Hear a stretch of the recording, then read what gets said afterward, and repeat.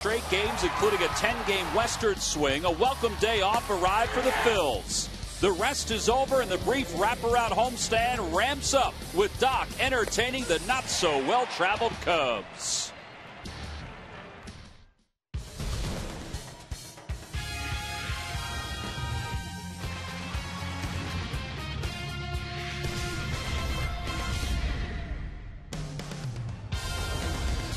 It's nice to taste some home cooking. The Phillies have only been home at Citizens Bank Park 6 times this year. Tonight it's game number 7 as they welcome in the Chicago Cubs in the start of a 4-game series. Hi, everybody. I'm Tom McCarthy, along with Chris Wheeler. Yes, the temperature has dropped since the last time the Phillies played a baseball game, but it is great to be home here at Citizens Bank Park, and it's also great to give the baseball to the ace of the Phils, Roy Halliday. Sure is, Tom. Yeah, it's a little chillier here tonight than it was in Phoenix for a few days, but it is great to be back in this ballpark with all the hometown fans here.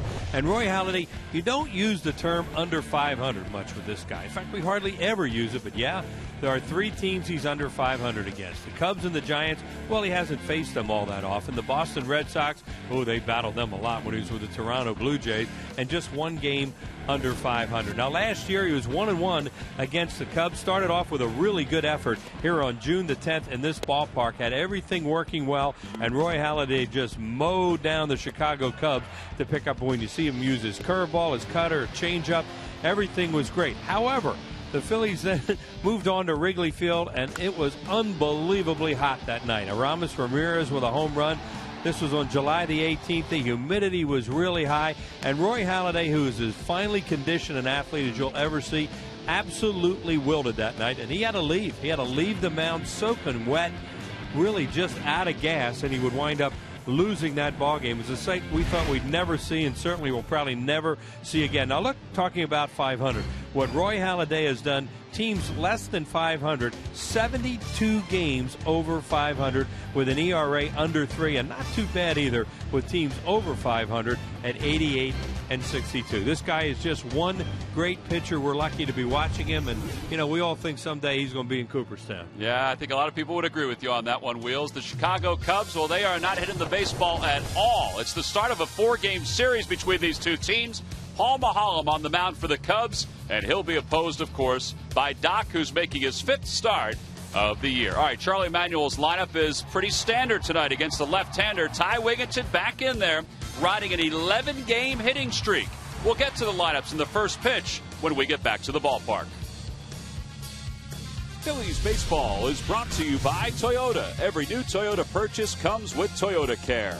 By Coca-Cola.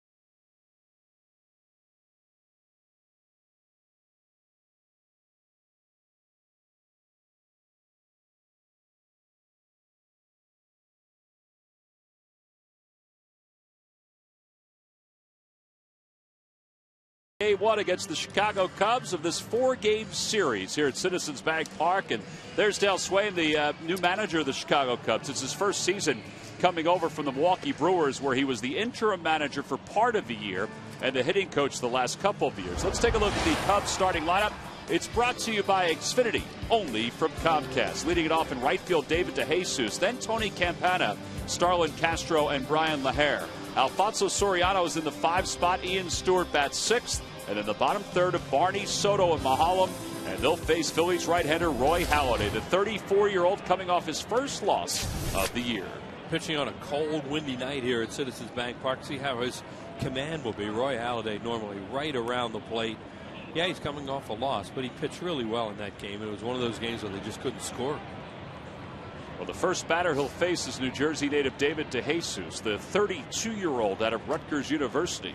And the first pitch of the night is a fastball taken outside, so we're underway, and it's 1 ball and no strikes. Yeah, it's a kid that was really a big-time prospect to play for Kansas City, and they finally decided to move him. Spent 8 years with the Royals, 1 year with the A's, and then signed a 2-year contract with the Cubs. He has faced Halliday 19 other times. He's 4 for 19 against him. Off to a .262 start with no home runs and an RBI. And the 1-1 pitch in the air, right side of the infield. Watch the wind with this tonight. Freddie Galvis is under it, 1 away.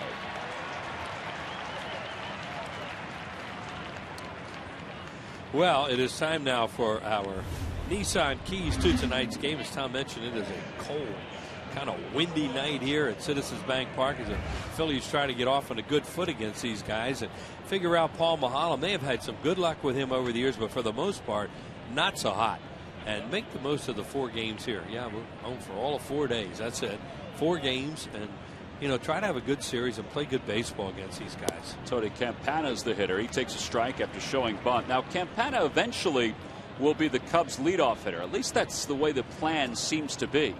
Just called up from Iowa when Marlon Byrd was traded to the Red Sox. He's fast. Oh, he's really fast. 144 stolen bases during his minor league career. We've seen him before. He was with the Cubs last year, and he's one of those guys you got to cheat up in the infield a little bit. That's why Polanco's in on the grass at third. Here's the 0-2 pitch from Halliday. Breaking ball. Did he go? They appeal, no swing, says Dale Scott. So 1-2. Campana, they say, is the fastest Cub in the organization. And he didn't go. He was the fastest in holding the swing, too. Yeah, he held that up very well. That one wasn't even tough for Dale Scott. Little tap for foul. It remains 1-2. It might have got a piece of Campana. Oh, that's got to hurt. As cold as it is here tonight. Man. Well, right out of the chute, a couple of good signs. That cutter was at 91 miles an hour. The first fastball was at 92 from Halliday. You see the conditions. Very windy. Yeah, with a wind chill probably, obviously in the 40s with a wind chill. Ground ball back to the box. Halliday has it. Takes a beat. 2 outs. Well, he busted another one. In baseball, normally, if a guy beats the ball off his foot and he's hobbling around like that, they'll throw the same pitch, the next pitch. Cruel game. And he threw another cutter in on him, and he beat another one, but I'm sure he's happy he put that one in play. Well, 2 quick outs. Here's Starlin Castro. Cubs have an interesting note on Castro, who's 22 years old. He's reached base safely in 57 of his last 59 games dating back to last year. And he takes a curve for a strike. Well, he had 40-some in a row at the end of the season. And he just doesn't swing and miss that much. He makes a lot of contact. Swing and a miss. He struck it. As soon as you say that. But it's amazing to watch him for a young player. And he's still baby-faced. That's what he's done in the road games so far. And he had 207 hits last year because he puts the ball in play so much.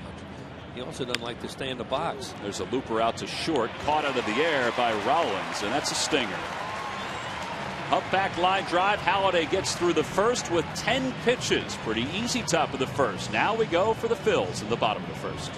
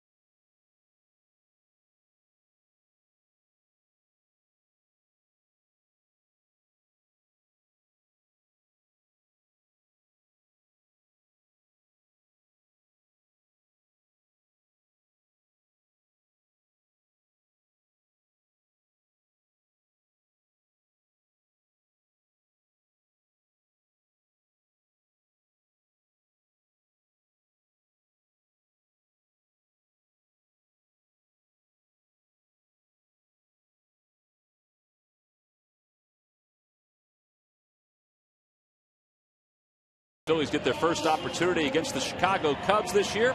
Let's take a look at Charlie Manuel's starting lineup tonight. It's brought to you by Xfinity, only from Comcast. Leading it off in left field, Juan Pierre, then Placido Polanco and Jimmy Rollins. Hunter Pence is the cleanup batter. Shane Victorino will be in the 5-hole. Ty Wigginton hits 6th, Carlos Ruiz 7th. And then the bottom two of Galvis and Halliday. And they'll face veteran left-hander Paul Maholm over from the Pittsburgh Pirates.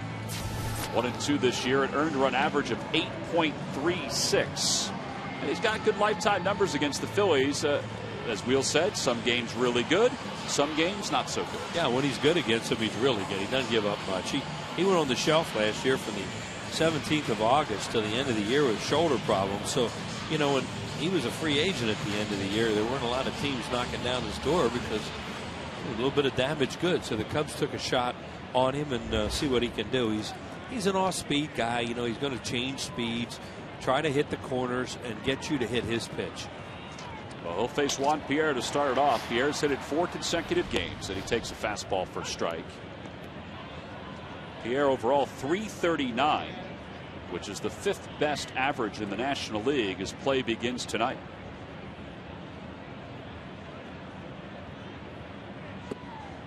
And quickly, it's no balls and 2 strikes.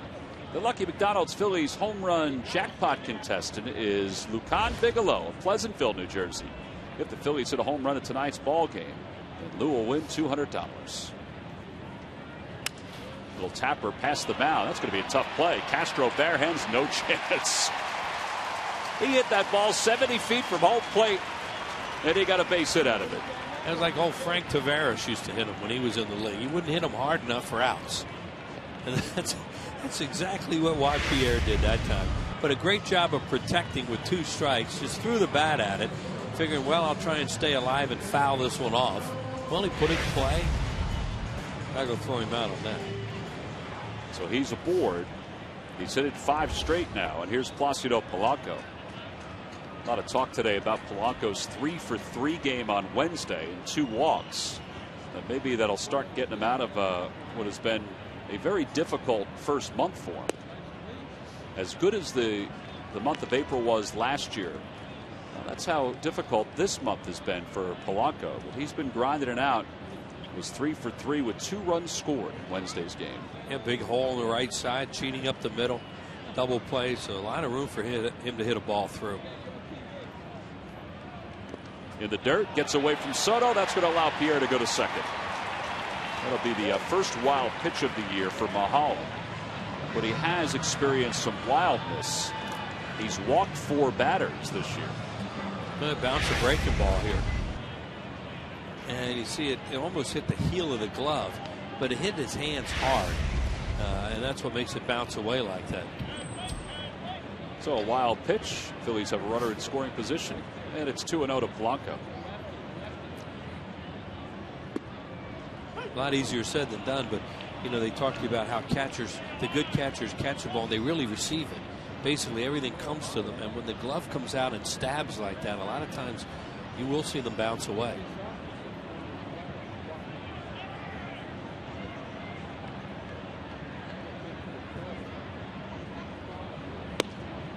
Ball 3-1. That was a cutter that didn't cut all the way back over the plate.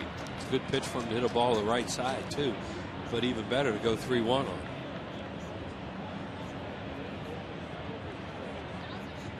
See the way the defense is aligned. The first baseman, Laher, is way off the line trying to cover up that hole. Opposite way, base hit it to right field. Pierre froze momentarily just to make sure it went through. So he'll stop at third. First and third to start the first for the Phils. And that's the old thing about do it the right way and maybe get more out of it.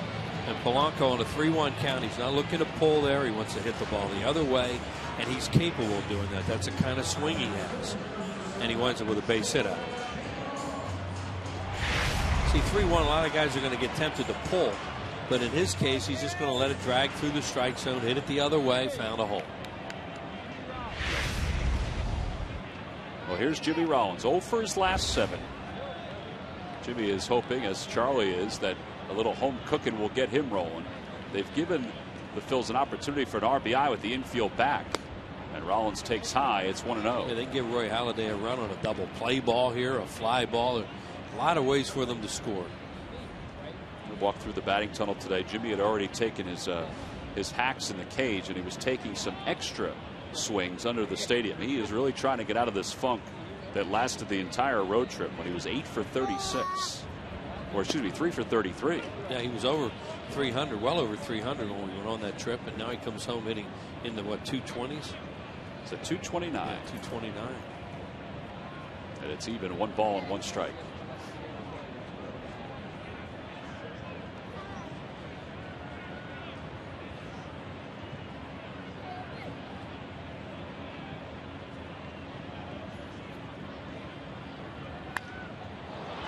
Hooks a slider foul down the left field line. Even third base is back. Well, they would probably go for 2. Right, exactly. That's what I mean. With they're just giving it up right now. Because you know, with Pierre would break on a ground ball hit to the third baseman, then they go for 2 around the horn. You'd still get a run at it.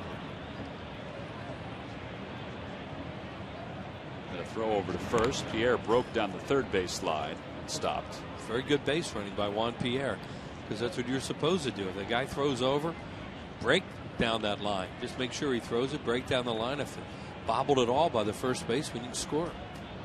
If you're flat-footed, you can't do anything.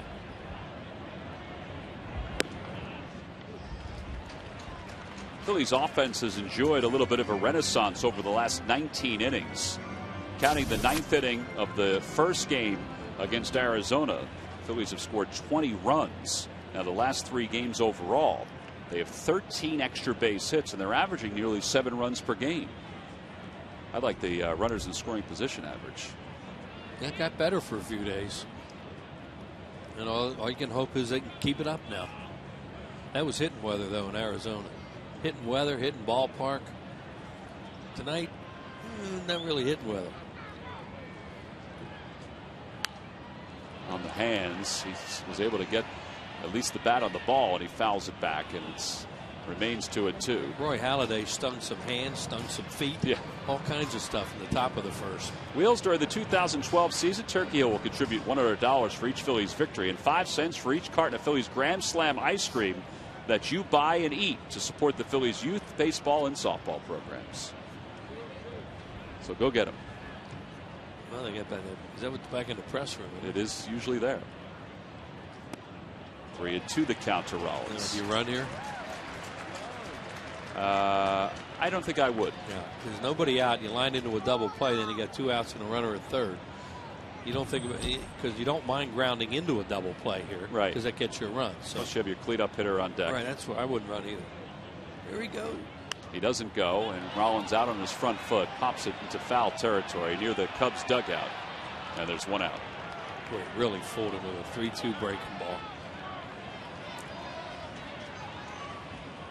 All that extra hitting, all that stuff you do, go into the game with the right frame of mind, and then a guy throws you a 3-2 slider with a gimme RBI, pop it foul. See if it's a strike. Well, yeah, I mean, it's way too close to take, because that could have been a called third. So 1 gone, still first and third. Here's Hunter Pence. Pence has good numbers against the Cubs and against Maholm. Against Maholm, he's hitting .318. Against the Cubs, .273 with 8 home runs. And a lot of games against the Cubs playing with Houston. And he takes outside and high, 1-0. Bet he loved Wrigley Field. Daytime, 95 degrees. See the ball jump into the bleachers during BP. The way he hits line drives, too, he can fire him out anywhere. Right now, they need to get a run here. It's at the opposite way, foul. It's 1-1. Pretty good catch down there. Nice going. Sitting on your hands on a night like this.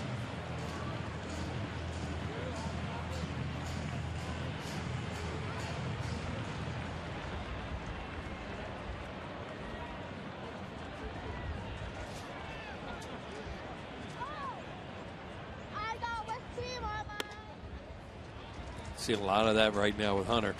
Teams throwing intentional high fastballs to him, especially when they're ahead in the count.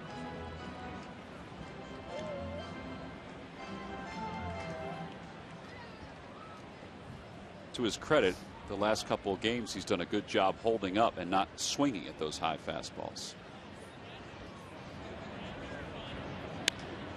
Pops it up near second. Oh boy. 2 outs. He swung to one then, unfortunately. He did. So Pierre's still at third. And Polanco's still over at first. And here comes Victorino.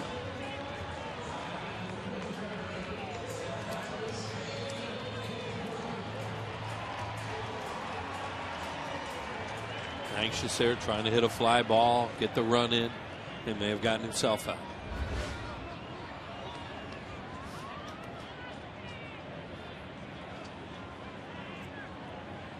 So after a pop out to the catcher, a pop out to the shortstop, and runners on first and third for Victorino. And Shane takes strike one. I'd love to get that two out RBI. You know, it started out so promising. Now all of a sudden, looks like it could turn out to be a negative. Victorino's the team leader in home runs with 4, overall hitting .253. He's driven in 8 so far.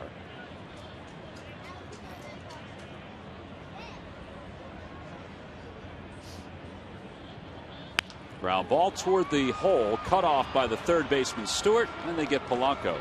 And the side is retired. So the Phils leave a couple, including a runner over at third. Here in the bottom of the first, it was a 21-pitch inning for Mahalam, and we move on to the second.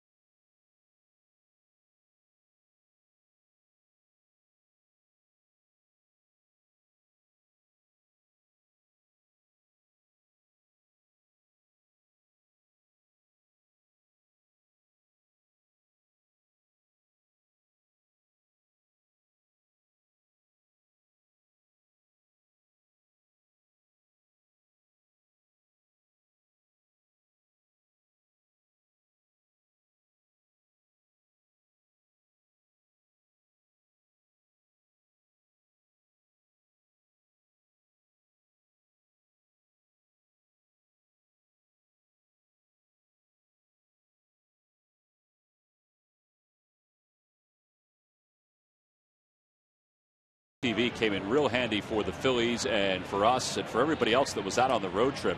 You can get it now by going to Phillies.com. You can get all the details, order it. MLB.tv. Baseball everywhere. To the second we go. Here's Brian LaHair, the first baseman for the Cubs. He's their best power hitter, I guess it's safe to say, since he has 4 of their 7 home runs, including a grand slam against the Cardinals. He had a 460-foot home run against the Cardinals. That one misses outside. 1 ball and 1 strike. Well, he had amazing power numbers in Seattle, and then they let him go, and he came over and did the same thing for the Cubs in the minors last year. Pacific Coast League Player of the Year, the MVP a season ago. By the way, the 460-foot home run is the 4th longest one, according to HitTracker.com, this year in Major League Baseball. I want to know what the other 3 are. Really? And where? Here's the 1-2 pitch. Ground ball. It's more than a ground ball. The ball is smoked. Well, you can see right now, just watching his swing, he's a low ball hitter, and he wants the fastball because he's had, you know, he's out in his front foot on all this off-speed stuff. That's why he just pulled that ball off the dugout. Oh, they just missed with that one. You know, his last outing, Halliday walked 3 straight for the first time ever in his big league career. 10,447 batters before that walk to the 3 consecutive hitters. Those walks to the 3 consecutive hitters. Said it was one of those things. A couple of close pitches. They took some close pitches. I didn't put the ball where I wanted. So mechanics-wise, he felt good, and that's the thing he took out of it. Facing a little different conditions than he did last time he pitched against his club, too. A little hotter that night.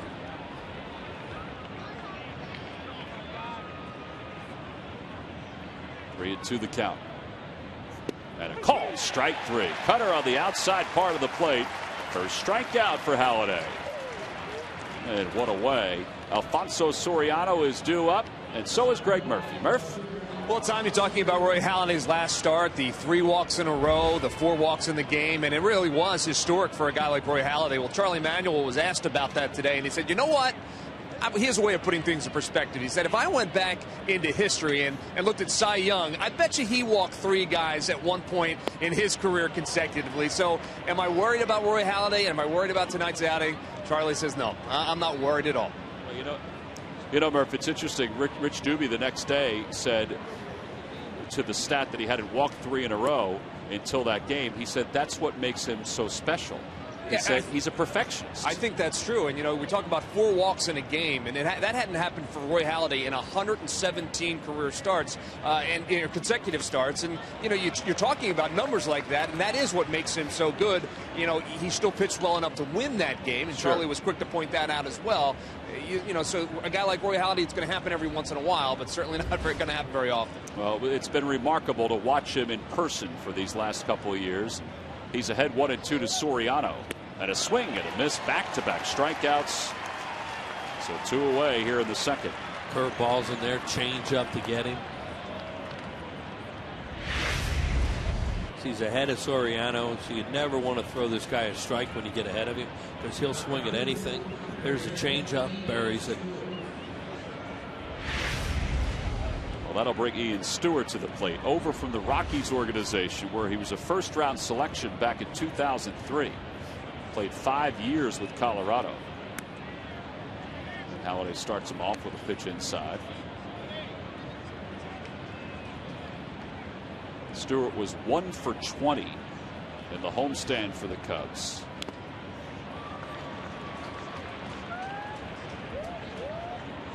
Has a double, triple, and a homer so far this year. He was a guy when he first came up with the Rockies, looked like he was going to be really good. And last year struggled so much with him. You know, here he is in another uniform. Kind of shook out his right hands after that swing.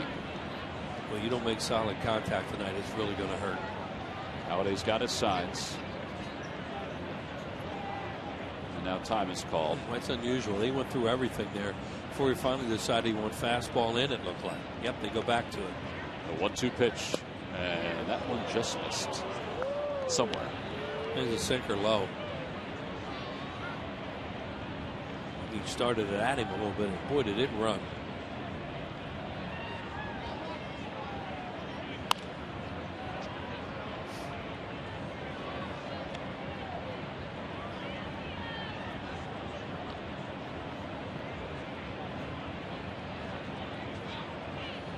Two balls, 2 strikes, the count to Stewart. Swing and a miss. He got him. He struck out the side. So last game he walked 3 in a row for the first time in his career. This game he strikes out the side with what is probably the millionth time during his career. 3 strikeouts for Halliday here in the second. 6 up, 6 down. We go to the bottom of the second inning. The Phillies nothing. The Cubs nothing. There's strikeout number 3.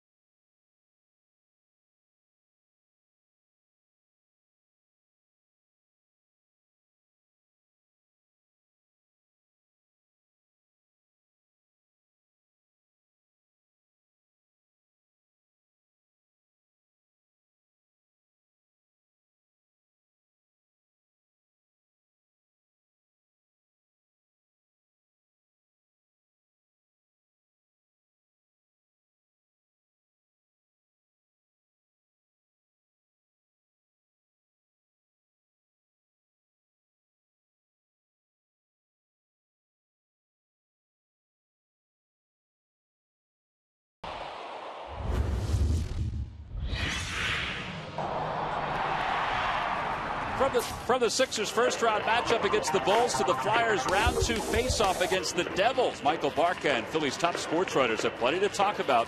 Watch the best talk of Philly sports on Daily News Live Rewind tonight at 11, only on Comcast Sportsnet. Ty Wigginton will lead it off here in the second. Wigginton has hit in 11 consecutive games. During that span, you see he's hit a little over 350. And it's 2-0.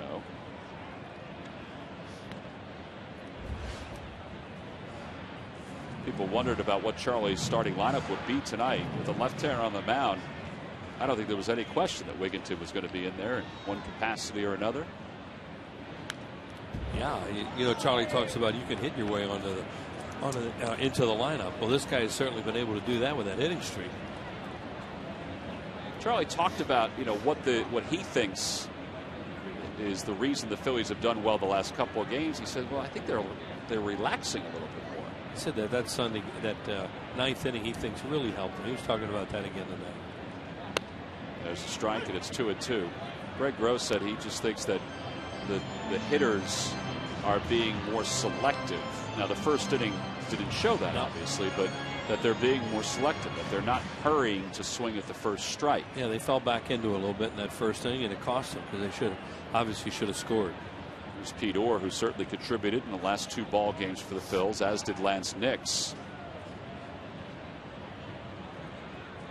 Here's the 2-2 to Wigginton. Ground ball toward third. Stewart backs up on it a step, but still throws him out. So 1 gone here in the second. And Maholm will face Carlos Ruiz. Well, there's Ryan Howard, who, if everybody keeps their fingers crossed, sometime in the next, less than a week, he may start to ramp up his activity, his baseball activity. And that'll be a good thing. Yep.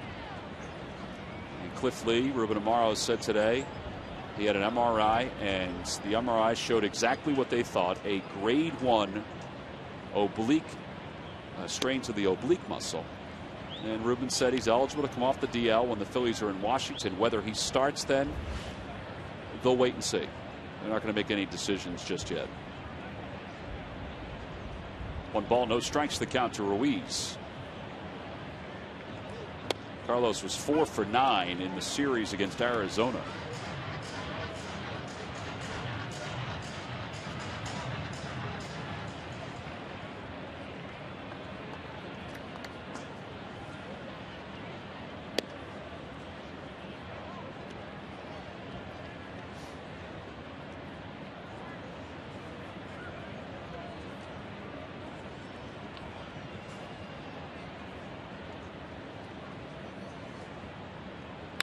Carlos hits it to center field. It's pretty well hit. Campana on the run, over his head, and a ground rule double.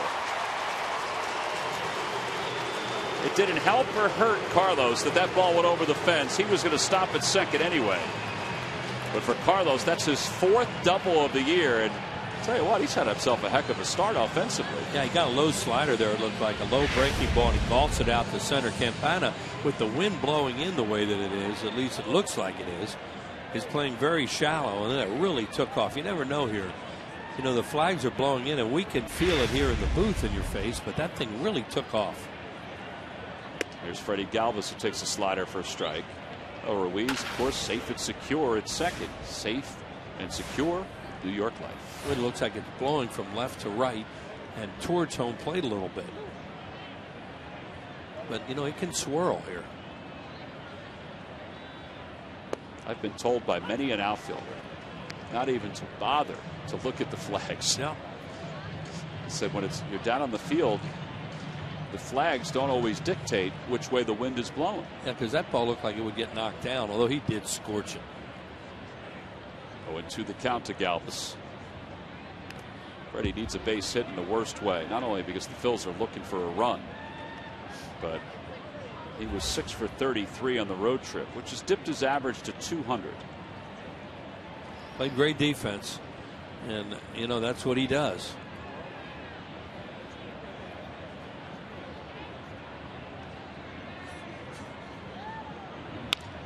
towards second base. Ruiz will go over to third. Barney throws out Galvis. So for the second straight inning, the Phillies get a base runner over to third. And here comes Doc. Yeah, but this time with 2 outs and the pitcher coming up. First inning, you said Tom a runner at third, but that was first and third, nobody out. Heart of the order coming up, and then he getting it. Never know with Roy Howell. I'm surprised that first baseman isn't over on the line against him. I agree. Because that's where he shoots. Every hit he gets usually goes inside the bag. Or a line drive just, inside the foul line. Well, Halliday's hitting .273. Now, if that was ever a hitter's average, it's not .333 or .250, which a lot of times you'll see pitchers sit at that number. It's .273. Look at all that room right there. That's where he hits the ball. Slider for strike one. 1 ball and 1 strike. On the Toyota Major League scoreboard, a quick look at what's going on in Miami. Heath Bell is not in the game, but the Arizona Diamondbacks are up 1-0. He blew another save the other day for the Marlins. Yesterday. Yeah, it was yesterday in the rain. A topper back over the mound. Starlin Castro gets to it. And the inning is over. So 6-3 on the putout. And the Phillies have left 3 so far through the first 2. Halliday will go back to work when we go to the third here at Citizens.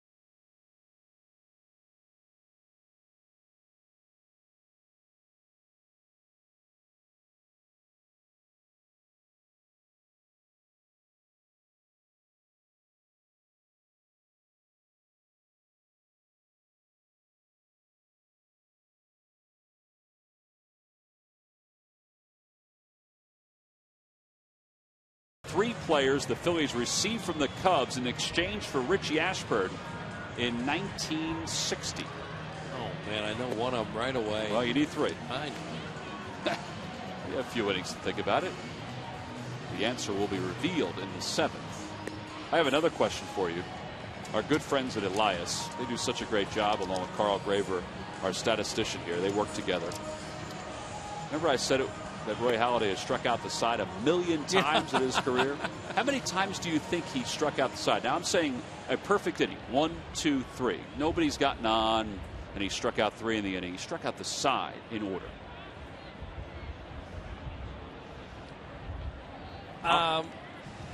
30. You are incorrect. Buzzer, please. You don't need the buzzer now. Save it for Richie Ashburn question. Darwin Barney leads it off. How many swing times? and a miss. He has struck out the side 1, 2, 3. Right. One. That's Yeah, significant. Yeah. 15 times. 15. And I went double on that. See, I didn't think it was going to be a real high number. Now, when you said in sequence. Now, if you were to go back on that and go, how many times has he struck out the side? Right. It'd be a lot higher. But that's hard. When nobody gets on, nobody makes contact on you in an inning. 15. 15 times. It's a little less than 1,000,000. It is less than 1,000,000. 30. It's less than 30 too. I think it's great that they have the ability to figure that out. It's amazing. Seriously. It's just incredible the way you come up with numbers nowadays. Here's the 0-2. That one's in the air to left field. Playable for Pierre. And there's one away. Well, they had him in perfect position for Barney. They were playing him as a gaps hitter, taking the alley away, and Juan Pierre was right there because that ball was hit hard. So the leadoff hitter is retired. Here's Giovanni Soto, the former Rookie of the Year in the National League, who is, well, he hasn't played like the Rookie of the Year in a couple of the seasons since he received that award. And he takes ball one. After he won the Rookie of the Year, I think a lot of folks thought he was going to be a bona fide star. He sure looked like it. And one of those, he was a pretty good catcher. Not, you know, he's not a great catcher, but good enough. But boy, what a bat he had. That's what he looked like. He was going to be a tremendous offensive player. So he's ahead 2 balls and no strikes. To left field, playable again for Pierre. Not that deep. And 2 putouts for Juan for 2 outs here in the 3rd. Monday, May 7th. What are you going to do that day, Wheels? Probably be here and watch the Phillies and the Mets. Phillies and the New York Mets will begin a 3-game series Tuesday the 8th, the Asian Pacific celebration. Go to Phillies.com to get your tickets. Again, the National League East is, well, it's going to be kind of interesting. The Marlins are in last place right now. The Phillies are chasing the Mets, and the Braves and the Nats are in 1st and 2nd. You can go to Phillies.com and check out the upcoming schedule. That upcoming schedule includes games against the Nationals. This division is going to beat each other up this year. Paul Maholm is behind 0-1, make it 0-2.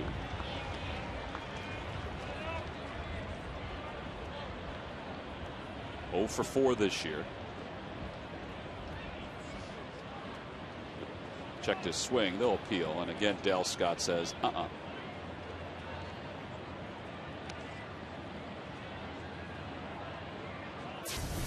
There you go. Nationals on top by 2. They lost yesterday to the Padres. It was a 2-1 game last night. That was outside.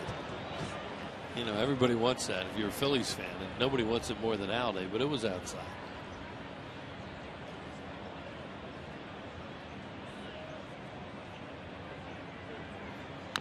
Little tapper up to first base. Wigginton waits, and it's another 1-2-3 inning. How about 9 up, 9 down for Doc? He's through 3.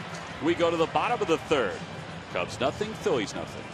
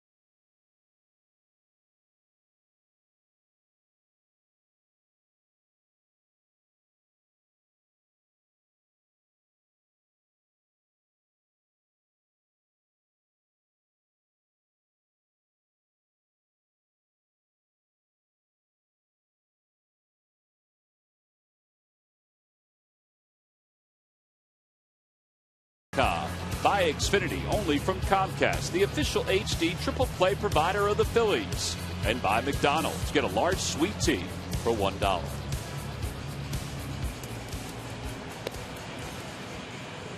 Oh, it's going to be another sellout here at the ballpark. In fact, the Phillies home for this brief period of time.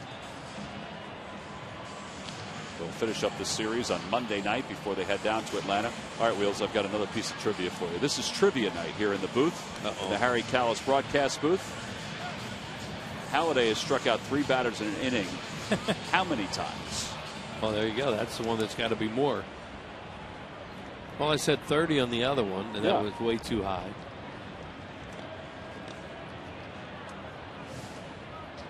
Juan Pierre leads it off, takes a breaking ball, and a really good one for a strike. 45.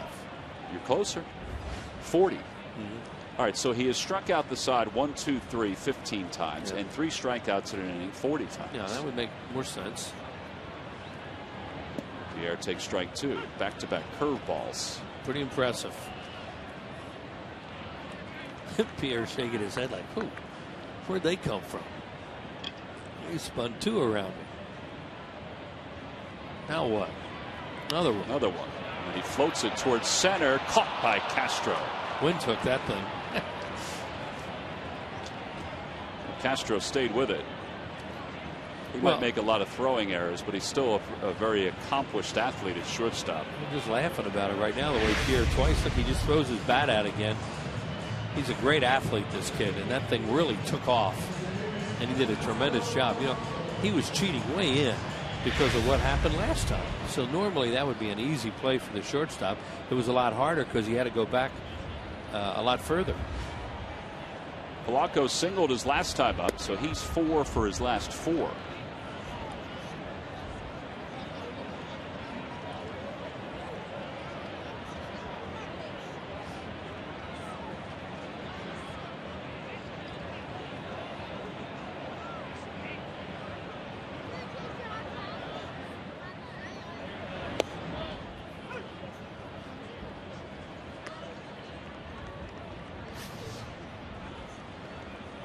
To the umpires for tonight's ball game. Dale Scott's the crew chief. C.B. Buckner, of course, behind the plate. He had the plate yesterday when Heath Bell couldn't throw a strike. Dale Scott did. And it wasn't his fault. No, he did not miss a pitch. Saw that whole sequence, or that whole inning. Just happened to turn it on, you know, a little bit before that, and was watching it. And Heath Bell just could not throw a breaking ball anywhere near the plate, or get ahead enough to throw a breaking ball where they chase it. There's Dale Scott.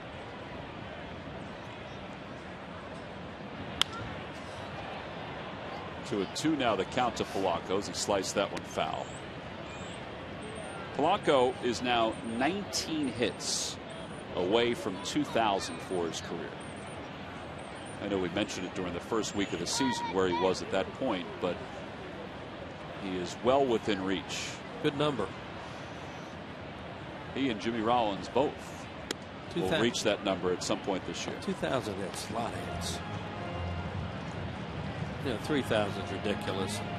You know, Rose and Ty Cobb and those kind of guys, that's out of sight. But 2,000 hits in your major league career, you're a pretty good player. You know who I'm interested to see where he finishes is Jeter. Yeah. Because he doesn't look like he's slowing down. No. Polanco to the right side of the infield.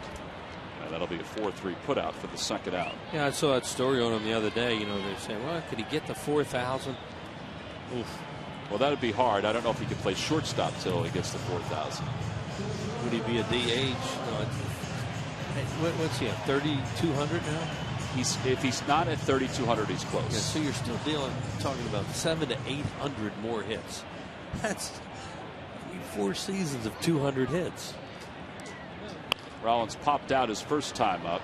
He spins one over to shortstop this time, and it's a 1-2-3 inning for Maholm. So the Phillies go down in order. We've played our first 3 here at the ballpark. We go to the 4th.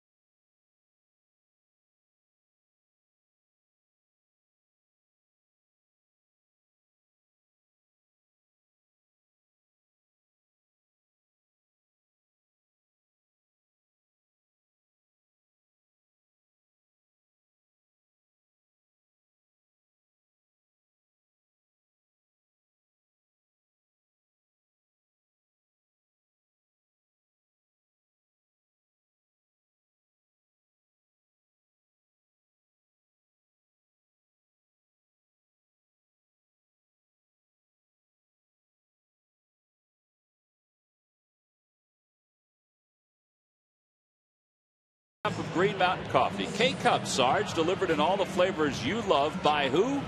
But W.B. Mason. I think there are a lot of folks enjoying some Green Mountain Coffee tonight.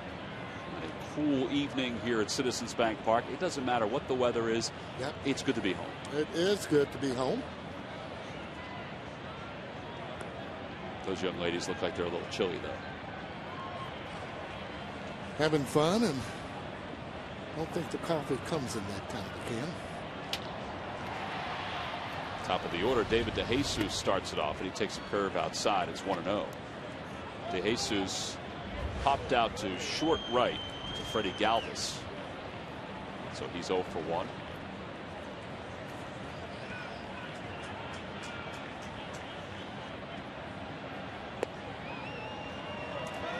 It's a good pitch. It's that pitch that CB seems to have problems in calling. One of the reasons I think it's a problem is he is far on the inside, and when you are, hard to see the outside part of that plate. I don't profess to know the mechanics of an umpire. Would you prefer to see him over top of Ruiz? Well, they all have their particular style. I just want him to be where you can see both inside and outside the part of the plate. You know, we've talked about it before. Usually, though, on the inside of that shin guard is a strike there. Always, like right there. Well, so far tonight, Halliday has struck out 3. Like he struck out the side in the second. Well, it just makes him have to work a little bit harder. But in Doc's case, he doesn't want to keep the ball up in the zone. He wants it down. That could have been the hardest hit ball of the night so far for the Cubs, as it was hooked foul by DeJesus. Well, he gets into that count, hitter's count there, 3-1. You're looking for the ball, certain spot, and you're able to get to the ball.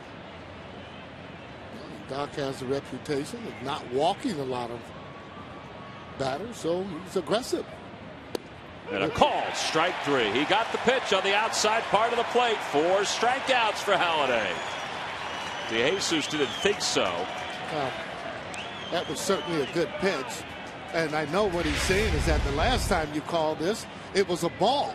That one there, strike inside on that gear there with Ruiz. The shin guard, that ball right on the inside there. That's a good pitch. So DeJesus retired. He's 0 for 2. Here's Campana. He bunts at it, and he takes low.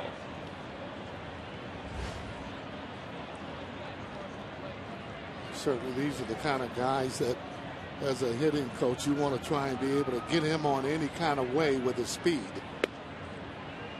See, that's what I'm saying about a hitter. I mean, they will adjust, but he's in and out.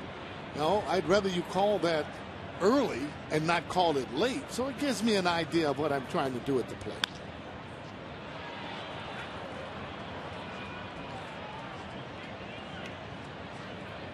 Mentioned that Campana took over center field for Marlon Byrd. Byrd, who was not having a great year with the Cubs, was traded to the Red Sox, where he's actually done pretty well for Boston.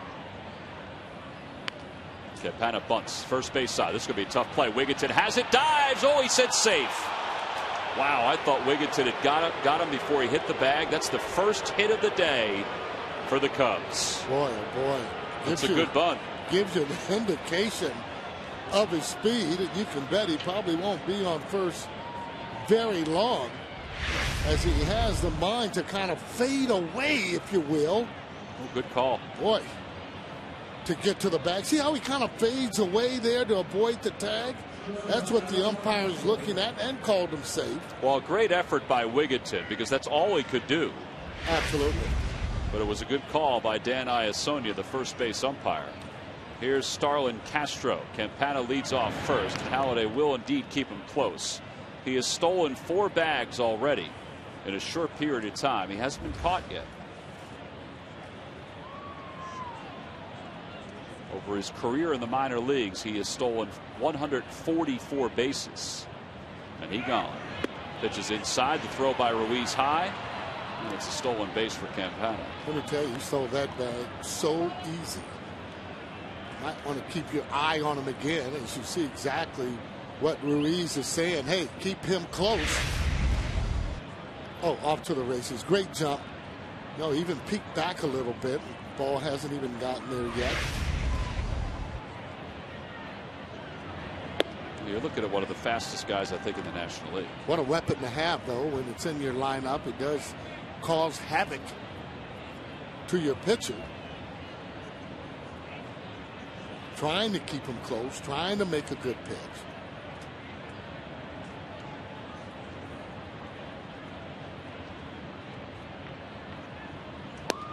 Breaking ball outside. 3-0 now to Castro.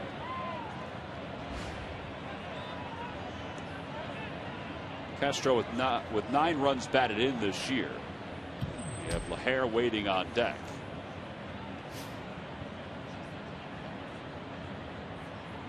Taking 3-0, and he takes another curve, this time for a strike. You know one thing, though, when you have those fast base runners, you have to catch that ball cleanly in the outfield and get that throw off as quick as you can.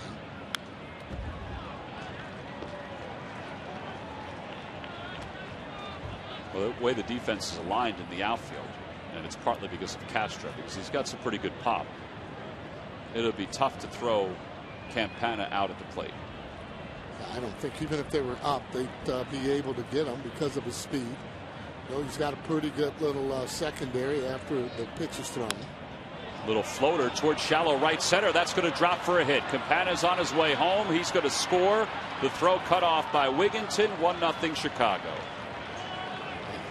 Well, the infield single, the bunt single on the stolen base, and the bloop by Castro leads to the game's first run, and there's not too much anybody can do with that. Nothing you can do about it.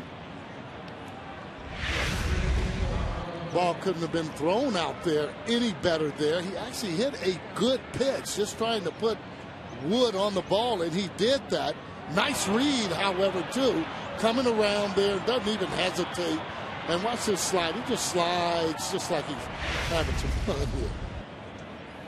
So now LaHair. Swing and a miss and a curve. It's 0-1. LaHair struck out looking his first time up. The Cubs let Carlos Pena go after last year because they had Brian LaHair, and then in the offseason they acquired Anthony Rizzo from the Padres. In spring training, there were a lot of folks that thought it would be Rizzo who would be the guy that would play most often over at first. They decided to send Rizzo to AAA, give LaHair a shot at first, and both are hitting the ball pretty well. Like to get a way to put both those guys in the lineup if at all possible. Sometimes they'll end up having a guy change a position if they're two really good first basemen.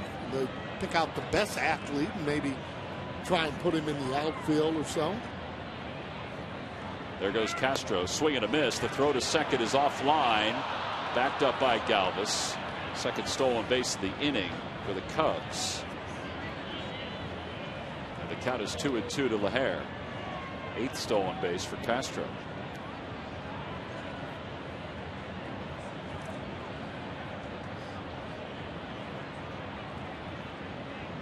Yeah, most of those stolen bases too were stolen on the pitcher. They're getting good jumps off of that.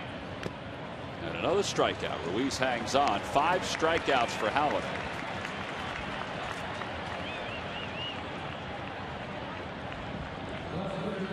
Now Alfonso Soriano. Monday, May 14th, the Phillies and the Houston Astros will play a quick one.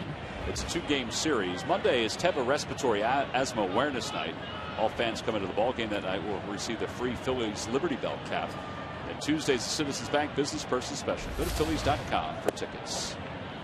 Soriano takes ball 1.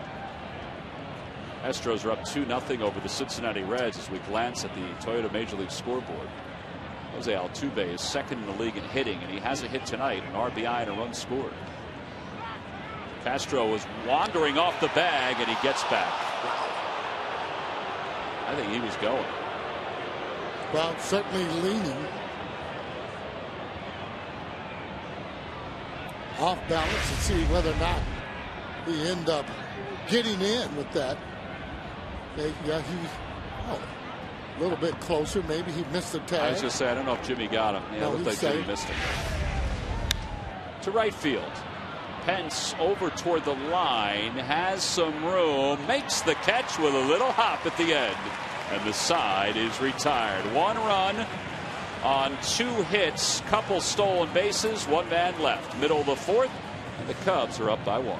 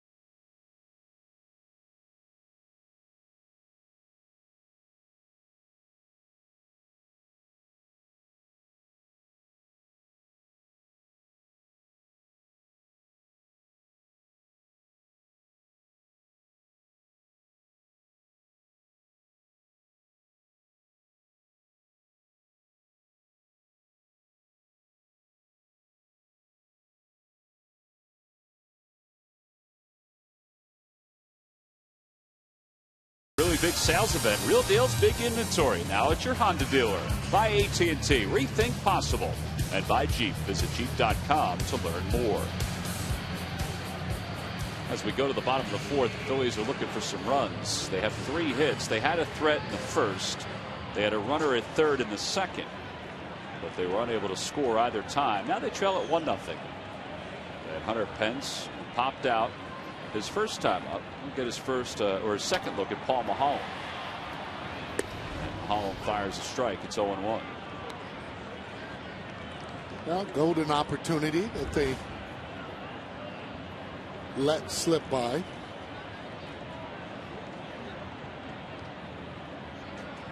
Just hope that you get into a little bit more of those, opportunities. And so far, both pitchers are pitching well for me. Yeah, Maholm obviously has had success against the Phillies during his career. He also has had games where he's gotten beat up by the Phillies. But he has 4 different starts in which he's allowed 1 run or less in 7 innings. He's pitching to a different type of Philly lineup.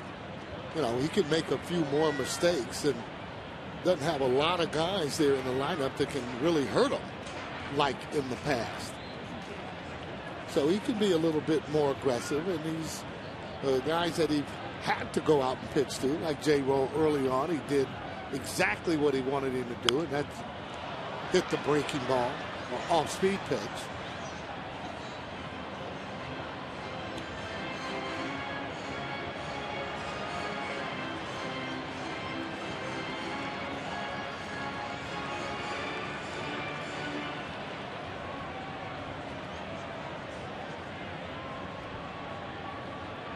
Ball, 2 strikes the count to Pence.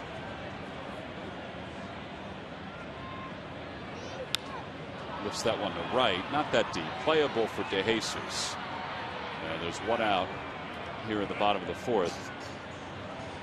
And Victorino will be the hitter. Sarge, I was talking to Greg Gross today. I said, what do you think these last couple of games, what are you seeing that's a little different?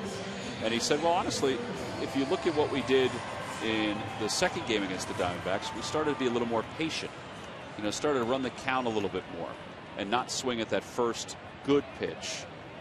We swung at a great pitch. Yeah. Game 2, kind of the same thing. He said, although game 2, they reverted back to swinging at the first good pitch, but then they went back to being a little more patient. Yeah, I just think depending on the hitter, depending on the situation, it's not bad to swing at the first pitch, which is bad. Is if you're looking, say, for instance, for a fastball, and then you get something off speed or in the dirt, you swing at it. Yeah. That's not good. He mentioned that, and he likes what he has seen. I mean, two games is not going to make a season, but he at least likes the approach, how they're moving forward with their approach. Well, I mean, you got to be able to take pressure off of each other, and you do that by scoring runs, scoring early. But you got to have those opportunities, and therefore, once you get them, you won't have that pressure if you have them 2 or 3 times, maybe during the course of a game, or a little bit more than what they've had. We haven't had a lot of opportunities in driving in runs, especially those first and third or runner on third with less than 2 outs. Those are the type of times you like to be up as a hitter, especially if the infield is in. But we seem to be putting a little bit more pressure on ourselves. Dorito swung at a high pitch, and it's 2 balls and 2 strikes. And although that high pitch was inviting, you want to get that ball down. He gets that ball down. We've seen Victor Runner before. He can drive that ball, but the ball that's up high, very difficult to get on top of, and that's the problem that some of the hitters have been having. All right, so it's 2 balls and 2 strikes now to Shane, with 1 out here in the bottom of the 4th. Cubs up 1-0. Victorino chops it over toward the third base side. Stewart picks it up, throws low, dug out by LaHare. 2 away.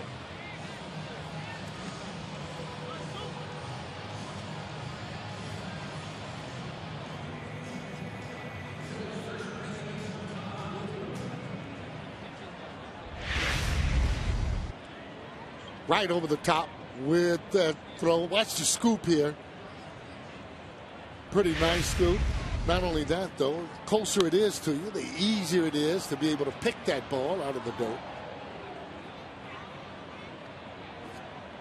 Just putting that glove down and scooping it makes it easy. That long throw, that hop, has a tendency to get by you if it's a little bit too long. 1-1 the count to Wigginton. 1 ball, 1 strike. Wigginton grounded out his first time up.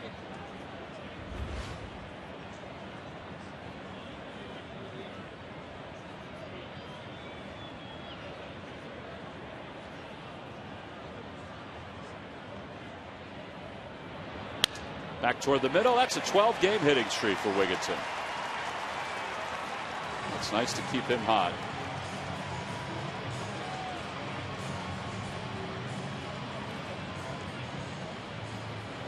And that'll bring Carlos Ruiz to the plate. Solid single right up the middle there. Take a look at it again. He hits lefties good. Stays on the ball. Kind of knows exactly what he wants to do when he's up there at the plate. One of the reasons he's hitting that many straight. Well, here's Carlos, who doubled his first time up. In all honesty, it was a ball that was, drilled. He hit it right on the screws.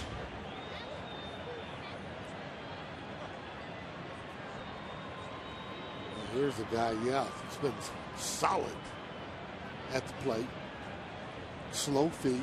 You have slow feet, your bat will be quicker. He's almost kind of just picking his foot up and just settling it down, and not even just coming up on the heel a little bit. More movement you have at the plate, the more difficult.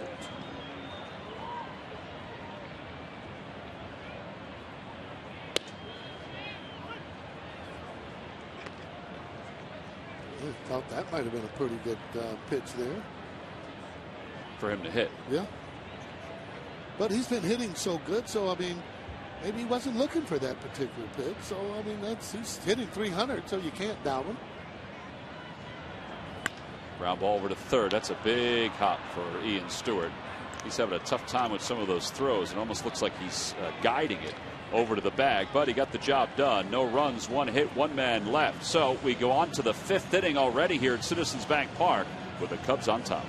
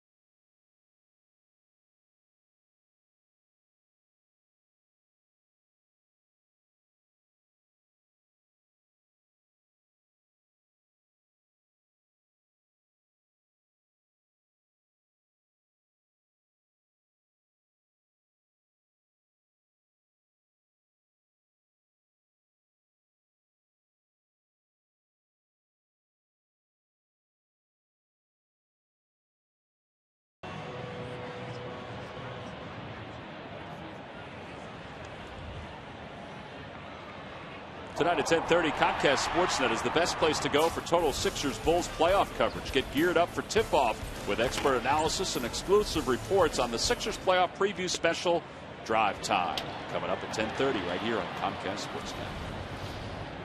Ian Stewart leads off. He struck out his first time up. Doc has 5 strikeouts tonight. Ground ball toward Galvis. And Freddie did a little pizzazz right there, didn't he? Yeah, he plays the hop. That's what really your infielders are supposed to do. Pick out the hop that they want. And that's exactly what he did. And he's just having a lot of fun, though, being able to play not only in the major leagues, but good defense, as we've seen all year long. Take a look at it as he catches it, soft hands, and you know what he's going to do when he's going to get ready to throw. Got a great arm. Strike one to Darwin Barney. Michael Stutz's former teammate in college at Oregon State. Found out today that Michael Stutz had an MRI as well, and his MRI showed a strain to his right rotator cuff. So the Phillies are going to shut him down for 2 to 3 weeks as Barney sends one to the air to center, playable for Victorino for the second out, and then they'll reevaluate him after that.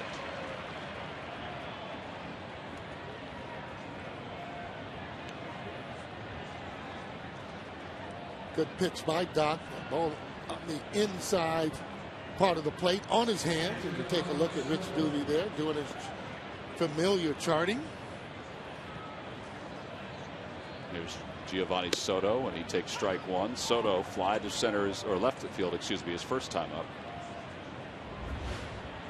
He's that average 137, and it almost looks like he's forgot how to hit. This guy was your rookie of the year not long ago, and all of a sudden now he's just not able to drive the ball the way that he's capable of driving it.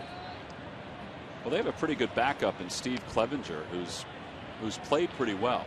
He's played 2 times a week, but Dale Swaim said he's not ready, to sit Soto. 3-1 the count to him. He's hoping that he comes back to that form like he was before. Then they can make a decision on whether or not, if he's going to be traded. I mean, you don't get much for a player if you're sitting him on the bench. The times you can get a little more is when he's playing well.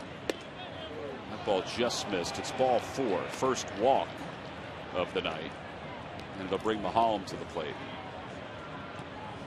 Well, the Washington Nationals will be here in Philadelphia Monday, May 21st. Now, next weekend, the Phillies will be down in D.C. It'll be the first time they'll see the Nationals, but then the return is Monday, May 21st through Wednesday, May 23rd. All 3 games are at night, 7:05 first pitch. Middle game is the Hatfield Dollar Dog Night. First pitch to Maholm outside with a curve. It's 1-0.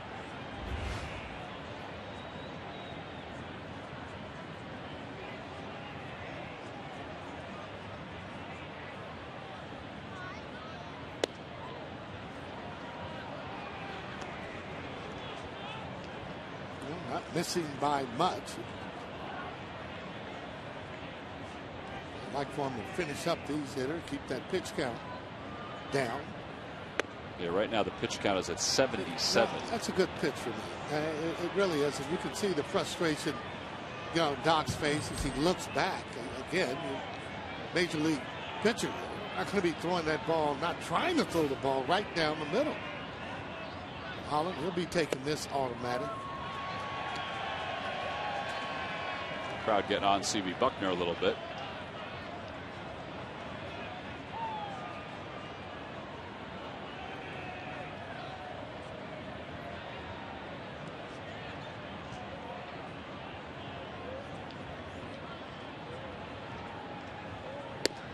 And there's ball 4. So back-to-back walks to the 8 and 9 hitter.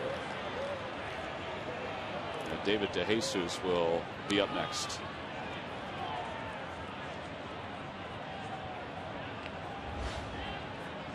He's a little frustrated, not getting calls. That ball was clearly a ball. It's been almost a year since he walked the opposing pitcher. Oh, boy.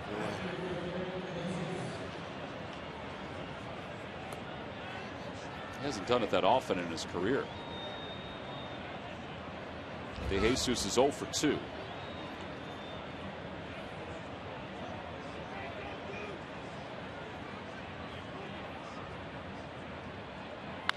Ground ball to first. And Wigginton keeps his glove down. The side is retired. No runs, no hits. There were 2 left because of 2 walks. We go to the bottom of the 5th. Freddie Galvis will lead it off when we return.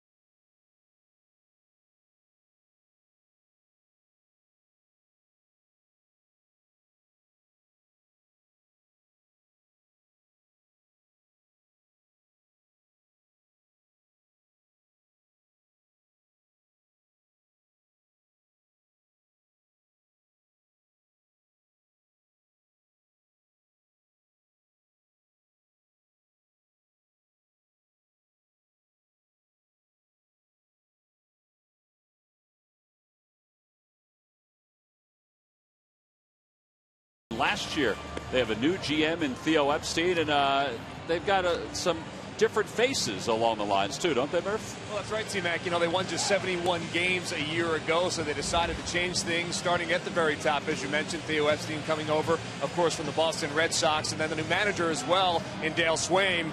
And then some players. They made some changes there. Sean Camp, Chris Volstead, Paul Maholm, we're seeing here tonight in the pitching staff, and David DeJesus and Ian Stewart, 2 guys that are in the starting lineup tonight. So a lot of new faces for a team that didn't win a whole lot last year. Now, they haven't won a whole lot yet this year either, just 6 wins on the season. But, Sarge, I would imagine it would take a little bit of time for these guys to kind of get together and kind of learn how to win with one another. Yeah, good point there, too, Greg. And Theo wants to put his own stamp on his team. Got rid of some other guys that he didn't feel fit in with the pitcher there. And he completely almost revamped it. Ramirez gone, and the guys that he felt wasn't going to be able to go through his program. He's been successful before, and let's face it, he wins there. Automatic Hall of Famer as far as I'm concerned. I mean, really, you win where, you know, teams haven't won it all as long as they haven't, and that's what the Cub fans are hoping, that Theo can bring a little magic over on that north side. Well, he wants the magic from the Red Sox. It took a long time to win a World Series and bring it over to Chicago. Well, it's 2 balls and no strikes to Freddie Galvis. And a ground ball towards short. Castro will throw him out by a half a step. 1 away. One interesting thing about the Cubs, too, you know, they were rumored to be in the sweepstakes for, let's say, Albert Pujols. But as it turned out, they decided that they weren't going to bring in any big free agent names. So they lost some big free agents like Ramirez, who went to Milwaukee, and Pena, who went to Tampa. They traded Marlon Byrd last week to the Red Sox. And they even got rid of Carlos Zambrano, who for a time was one of their more popular players, but lost that popularity the last several years. Well, more through his antics, although not throwing as hard as he used to. This kid used to throw the ball 94 and 95, very intimidating, and all of a sudden now somewhere between 88 and about 91 or so for his fastball. Big difference. Halliday is ahead, 2 balls and no strikes with 1 out here in the 5th. He grounded to shortstop his first time up. It was a little tapper over the mound that was fielded by Castro. That one's a little tapper toward third, fielded barehanded by Stewart, and he still throws out Doc. Pretty good play right there. Well, anytime you see that third baseman coming in barehanding the ball, that's what you call a swinging bunt right there. Bam! Watch this throw as he gets it right off there. 10 ground ball outs here so far tonight, Brian. Look how easy he makes that look. Mike Smith used to make that as good as anybody that has ever made that play, coming in with the one bare hand and getting it over to first base. The air is 1 for 2. Reached on an infield single his first time up, and they're just throwing him a buffet of curveballs. Yeah, I know he's hitting 300. Can't help but to think about maybe Mayberry getting a swing against a left-hander throwing like this to get his confidence going. We talked about it before. You get hits left or right, Charlie's going to usually have you in the lineup, and you know this is what it's all about. Guys got to be able to produce. That's a slow roller to second, and Barney throws out the air, and the Phillies 3 ground outs here in the 5th, 11 overall induced by Mahalam, on to the 6th in a 1-0 game.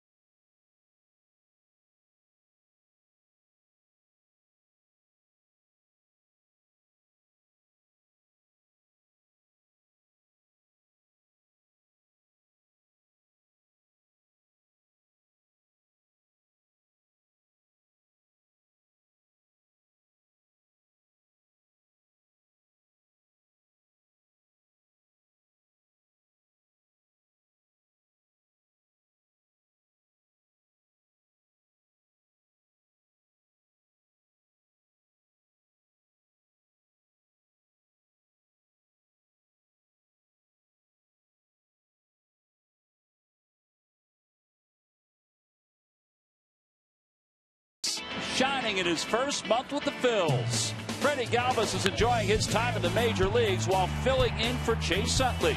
The shortstop turned second baseman hasn't missed a step on the right side of the diamond. His speed, ability, and his strong arm have not let him or his team down. Number 13 has been good luck for the Phillies, and it's brought to you by Independence Blue Cross. Now more than ever, we're here for you every step of the way. Well, here are the give and take jugglers with a little skit with the Fanatic in between innings. That was going pretty good for a minute or two. Yeah, I think the wind got a hold of one of the caps toward the end of the skit. The Fanatic just tried to get involved, and it was not able to do it. Well, Sarge, see what you can do with all those hats you have. Oh boy, yeah. Well, as we start the 6th, Tony Campana leads it off. He scored the game's only run. It's 1 ball and 1 strike to Campana. Grounded out his first time up and then reached on a bunt single his last time. Swing and a miss. 1 ball, 2 strikes. They're still kind of trying to protect him too, and I think that's why they have him hitting in that second spot. Therefore, he can be able to bunt. Again, that puts pressure on the opposition there. Sacrifice bunting. We've already seen what he does when he drags bunt, especially if he gets it by that pitcher.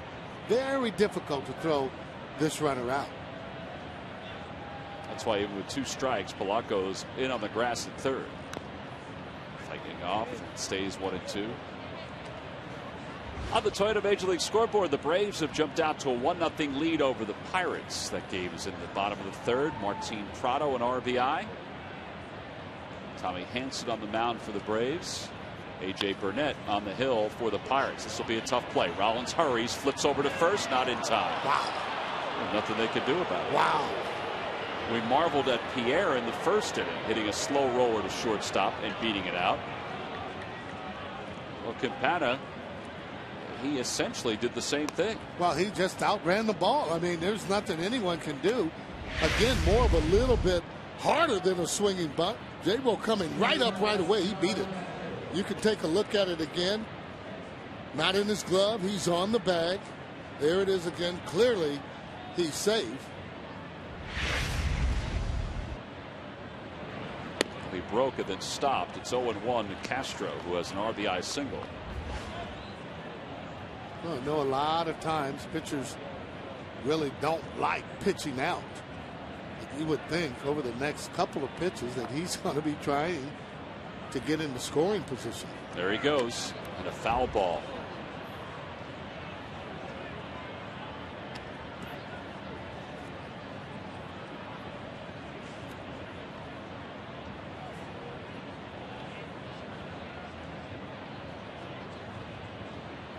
Didn't think he had as good a jump.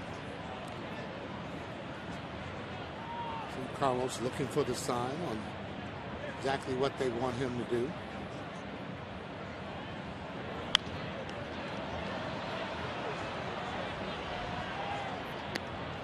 Halliday's now at 90 pitches for the night.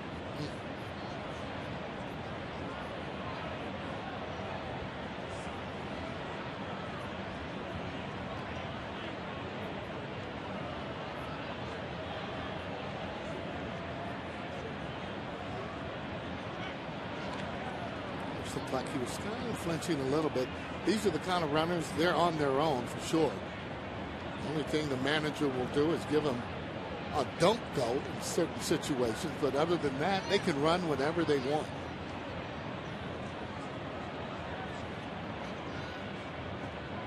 Another throw over. So last time he threw over just the one time. Now he's thrown over twice. Would you pitch out here at the count 0-2?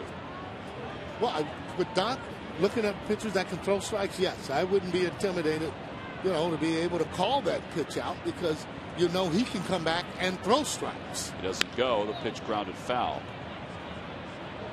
Yeah, the only time that managers usually don't want to throw pitch outs is if they have a pitcher they don't feel they can continue to throw strikes. Doc's around the plate, most of the time. He varies his move, a little quicker move to the plate. And that's what you have to do. Hold the ball sometimes. You can't fall into a pattern. Another little quick move. Now Castro's fouling one after another off, and Campana, who was going on that pitch, will head back to first. Well, he knows that's his game.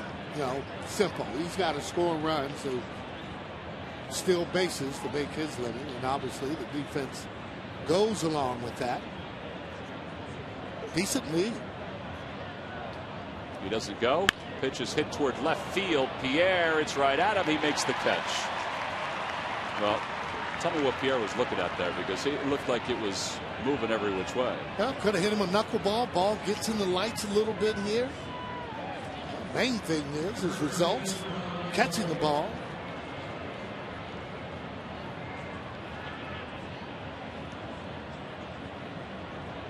Yeah, that line drive is hit at you. You're hoping that it is a little bit low. Now take a look at him as he's getting out. He's concentrating right now and saying, yeah, baby, as he gets it right in his glove. See, the one thing you don't want to do, you don't want to be making any kind of errors in these kind of games, especially when you have any of your pitchers out there, whether or not it's Doc, Lee, or anyone else in close ball games. All right, now they've thrown a handful of curves to LaHare. That does not help them when it comes to keeping the base runner at first. Might change the game plan a little bit. There he goes with a fastball, and he misses outside. 1-0. Don't think he's going to give in to this hitter at all.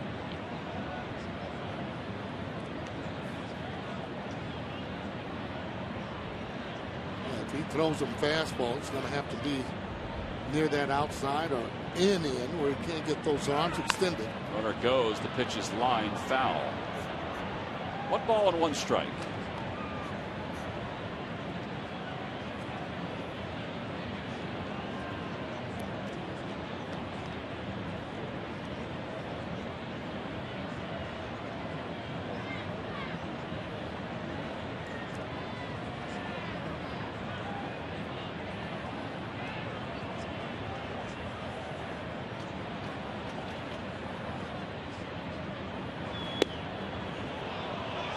One pitch he hasn't been getting. He got on it the outside. He got it a couple times. In between, but consistently, that's the pitch he hasn't been getting all night. And those are some of the pitches that he wants. I mean, that's how he sets up his game, Doc does, by painting on that outside part of the plate. Well, that one he missed outside and low. 3-1. Doc just going to give him a cookie, and I would think the runner would be going 3-1. Ball hitting the gap. You can look for him to score. Still quality pitch. There he goes. Pitch is grounded through the hole on the right side. He's on his way to third. So it'll be first and third for the Cubs with 1 man down.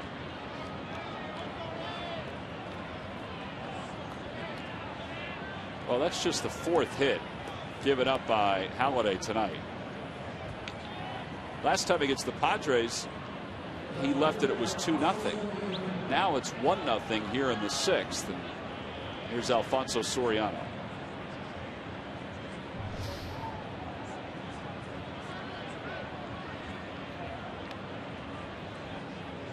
Get ahead of him. You can definitely throw the ball out of the strike zone and be able to get Soriano out. He's got power, but he can be pitched to. What a play by Ruiz on a ball that will zip it to the outside part of the plate. And it's 1 ball and no strikes.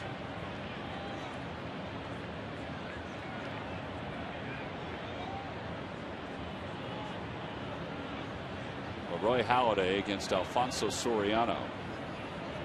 The count 1-0. 77% of the time when he was behind 1-0, he would throw a fastball. Now that's a great graphic to be able to show that. 85% 2-0. Swing and a miss. And that's where the hitting comes involved. Where okay, 2-0. Usually he throws a fastball, but you got to be smart enough. If it isn't your pitch, just lay off of it. You're not even looking for that pitch. All right, now 2-1. He usually throws 75% of the time he throws a fastball. That's a fastball through the hole, and a run will score. It's 2-0 Chicago, an RBI for Soriano. Yeah, there's runners on first and second. Well, he got too much of the plate, on that one. Wasn't able to get ahead of him. But pitched a little bit backwards there because he didn't go exactly usually what he does. There's that breaking ball. See, although it was just spinning. Right there at the knees. Maybe not spinning. It was his heater that he was throwing by the knees. Well, here's Ian Stewart. He takes a strike. It's 0-1. You can see kind of how big that is too. With having a runner at third base, maybe he doesn't score. Well, take that back though with Pierre in left field. I'm sure that he's gonna probably be able to score. So Michael Schwimmer warming up in the pen. 0-2 the count.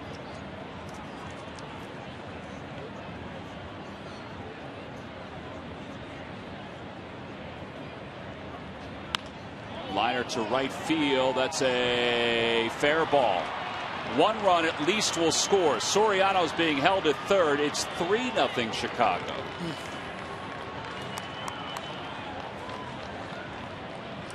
And still 2 on here in the 6th. So an RBI for Stewart. He'll get a double.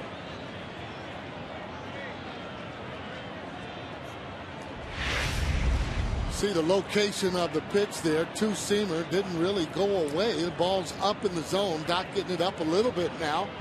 A little easier to hit when it's up in the zone there, and that's catching a lot of the plate. We figure this is going to wind up being Doc's last inning. They'll try to get him through the 6th, then hope that the offense can get something cooking.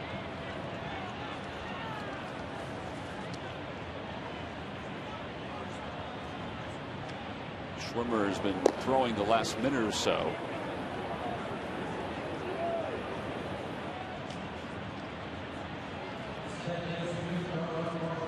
And here's Darwin Barney.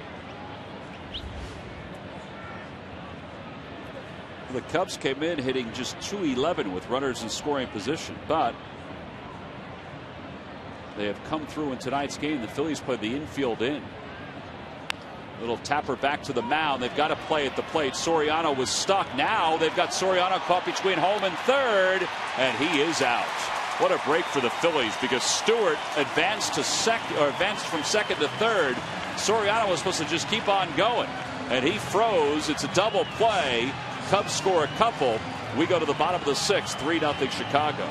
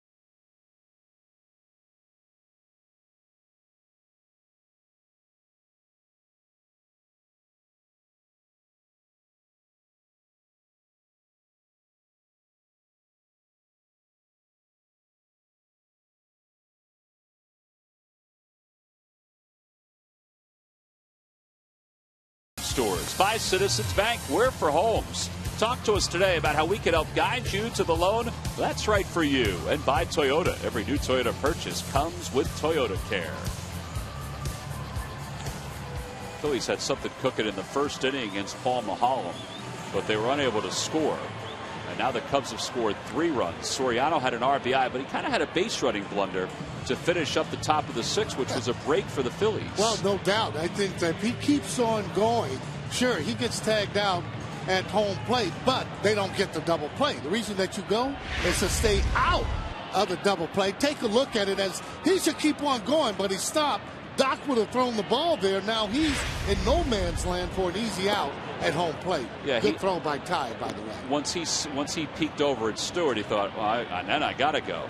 But Doc saw Stewart going and said, well, I have time to get the runner at first and maybe get the runner, one of the runners in a rundown. Yeah, and really, though, Doc should have actually looked him back or ran right at him, I thought, because he had completely stopped. But they ended up getting that double play, and that's what counts.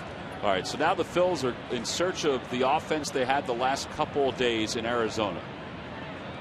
There's Lance Nix talking to Ty Wigginton. Yep. Might be about that play. They have 2, 3, and 4 due up. It's Polanco, Rollins, and Pence. Holly is behind 1 and 2.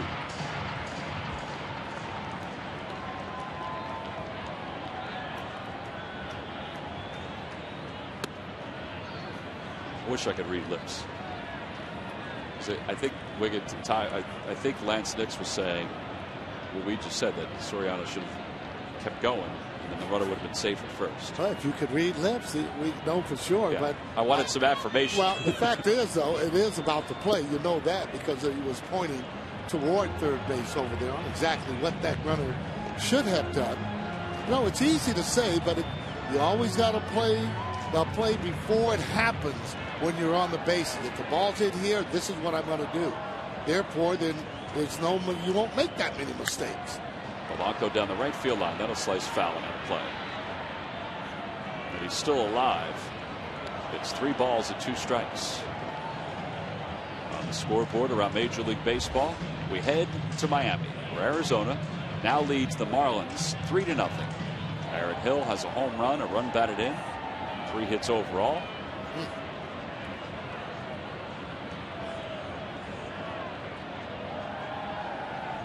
Blanco grounds it toward the middle, but Castro glides over. 1 away. That is 12 ground outs now for Mahalan. Well, you know he's on his game when he's getting ground balls, and that's exactly what he's doing. More or less making Phillies hitters hit his pitch.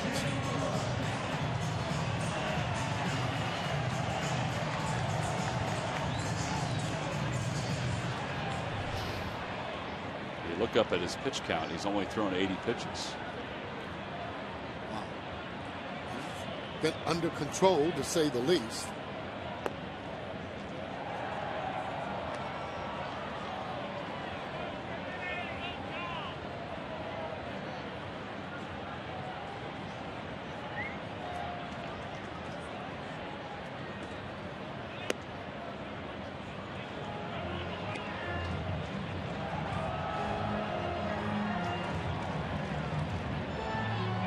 Still a very manageable game.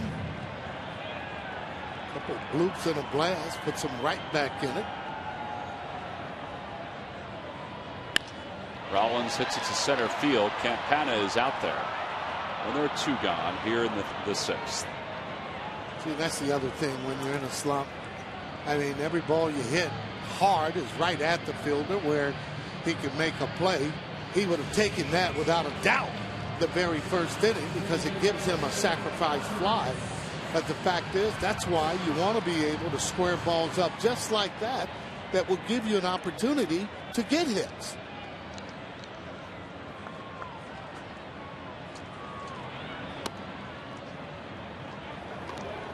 Bullpen action for the Cubs. Sean Camp is firing away. Good. Put somebody else in there. Maybe it'll be a little better. It is true. I mean, you have to think that from time to time, don't you? Well, I mean, here's a guy again. It just goes to show you don't have to be a hard thrower to pitch in the major leagues. If you're able to mix your pitches up, hit some spots, that you have a good opportunity to win in any particular league.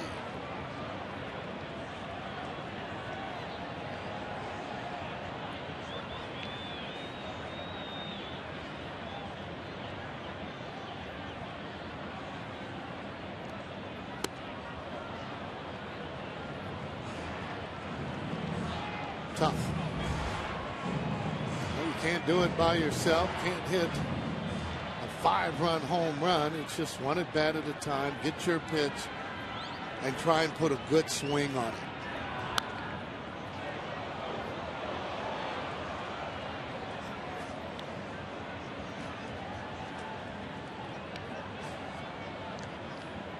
Now he can go a very different ways here. I mean, we've seen it before. He can go up high. He can throw that little breaking ball that he throws in the dirt. And that goes with any hitter now. I mean, you get ahead of him, don't necessarily have to throw him a strike. That ball's right there. Well, I think he fooled Hunter Pence, it's safe to say, on that pitch. A strikeout for Mahalan. And guess what, Sarge? It's his first strikeout of the night. It may be the final batter he faces, but he's got a 3-0 lead as we go to the 7th.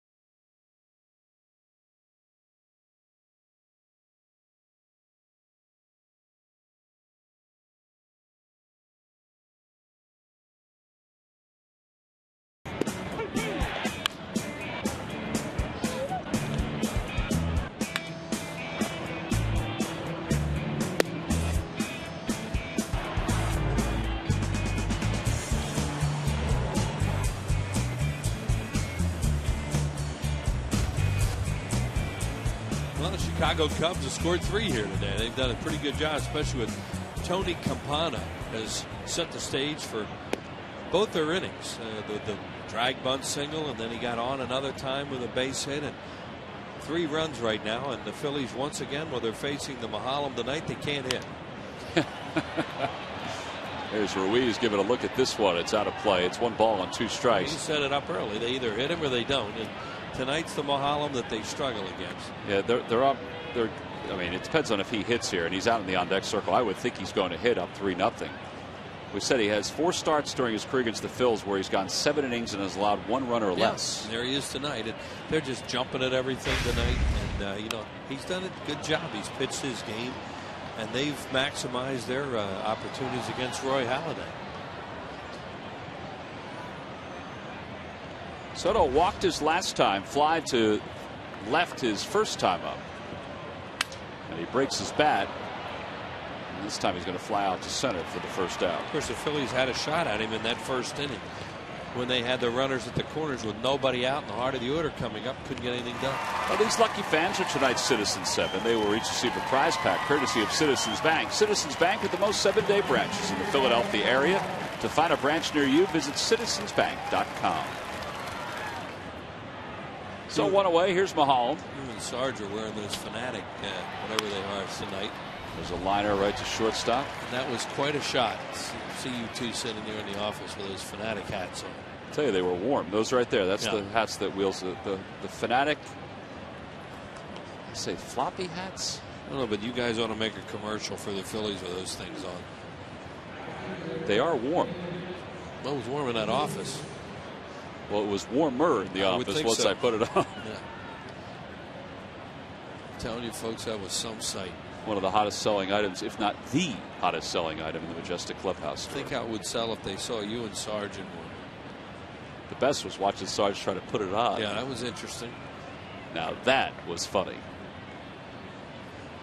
As are many things with Sarge. There's David DeJesus. And he'll take strike 1. It's 0-1.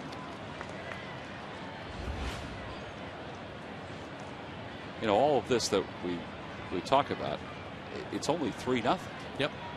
But it's back to feeling like it's 8-0. When it's 3-0. Right. Over to right field. Hunter Pence is out there. And this is going to be an easy inning for Doc. So nice bounce back inning for Halliday. 1, 2, 3. Go the Cubs. Time to stretch. Take off your Fanatic hat. Wave to the crowd. Victorino will lead it off.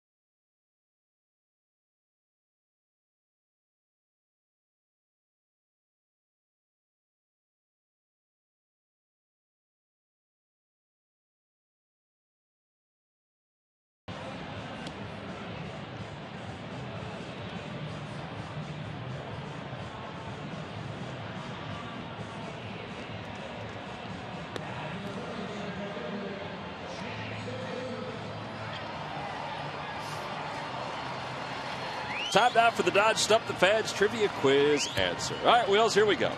Name the 3 players the Phillies received from the Cubs in exchange for Richie Ashburn in 1960. A dark day for Phillies fans. Ooh, that's the one I didn't have. that wasn't even a hit. Broke my heart when that happened because you knew you didn't get enough for him. Right, Johnny Bazard, Ron Woods, and you just said a dark day. That was a hint, wasn't it? It was a hint. Alvin Dark was in that deal, wasn't he? He was. Yeah. But I didn't mean to give you a hint. That's the one I didn't have. It's Jim Woods, by the way. Jim Woods, right. All right, so you got all three. Yeah, well. Partial. Wrong first name. Thanks to you, I got all three. Oh, wrong. Come on. How many people are going to remember that? But it just Not killed everybody us. in this booth. It just killed us when Richie Ashburn got traded. Log back on to Phillies.com to find out if you're the winner of Phillies prize pack. Thanks for playing Dodge Stump the Fans. Johnny Bazard became famous for the Phillies. Because he was the guy who stopped that 23-game losing streak in Milwaukee. And a bunch of us, Philadelphians, you remember, went to the airport and met the plane that night.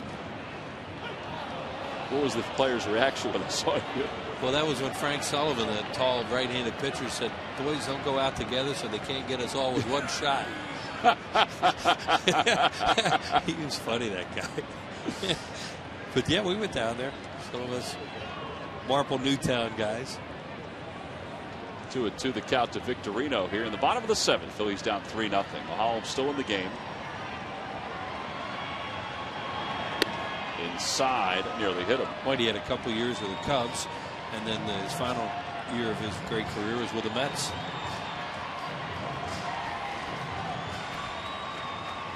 And just wouldn't go back. Yeah. No, he'd had enough. Most valuable player on the worst team in history. He made a great career move. Oh, talk about not looking back. Big day for the Fanatic on Sunday. James Russell, maybe the next guy in for the Cubs. 3-2 the count to Victorino. Soft fly ball, center field. Castro goes out, makes the running grab. That one just hung up there for him. Yeah, well, he got another hitter out with an off-speed pitch when the hitter is ahead in the count, and he's done a very good job on that tonight. That was maybe a breaking ball of some kind. And watch Shane get out. Here's the catch by Castro. We talked about him earlier. He's very athletic, fighting the wind, makes the play. But we got a lot of guys, a lot of guys lunging tonight. And that's because Maholm's done a really good job keeping them off balance. It'll bring Ty Wigginton to the plate. He's 1 for 2, a ground out and a single. 1 ball and no strikes. Wigginton has now hit in 12 consecutive games. His career high is 15 straight. That took place back in 2008.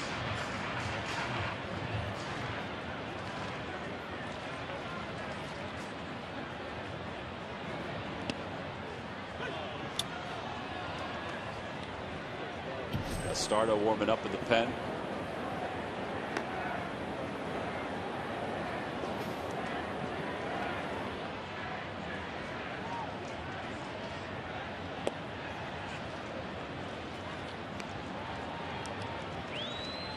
You know, obviously they would love to get to Roy Halladay's spot and hit for him.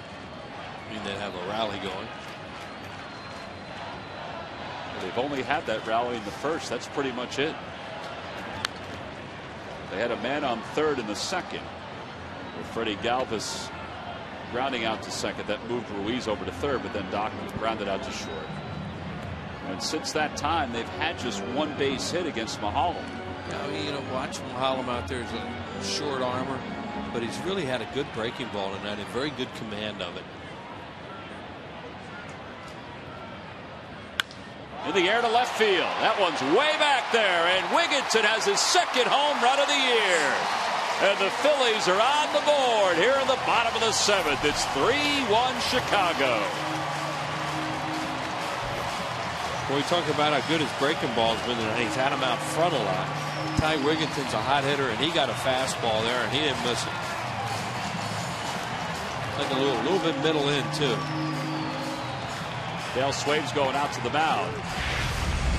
See where this location is. Supposed to be fastball away. Well, it's up a little. And boy, that's a really good swing. Look how he got on top of that thing. That's a pitch that pop up a lot of times. Not this time. So that home run for Wigginton makes a winner of Lucan Bigelow, Pleasantville. A winner of $100, courtesy of the McDonald's home run jackpot. Maholm's night is done. The Phillies down 3-1. Will now face James Russell. This is an AT&T call to the bullpen here in the home seventh with Carlos Ruiz due up.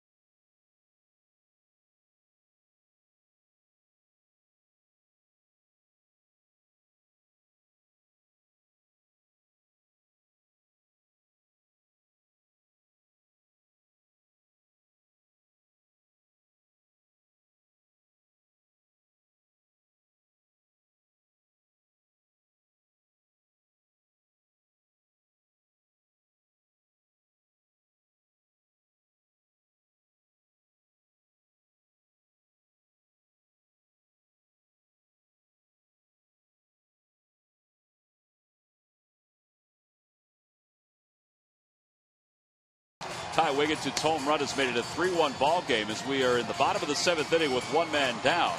A new pitcher coming in for the Cubs. Let's take a look at our Coors Light cold hard blast. Let's see how your memory is, Wills. I think we just saw it. Same high fastball that Ty Wigginton does a great job. He got on top of it. And bam, that's a long one to left field. Brought to you by Frost Brewed Coors Light.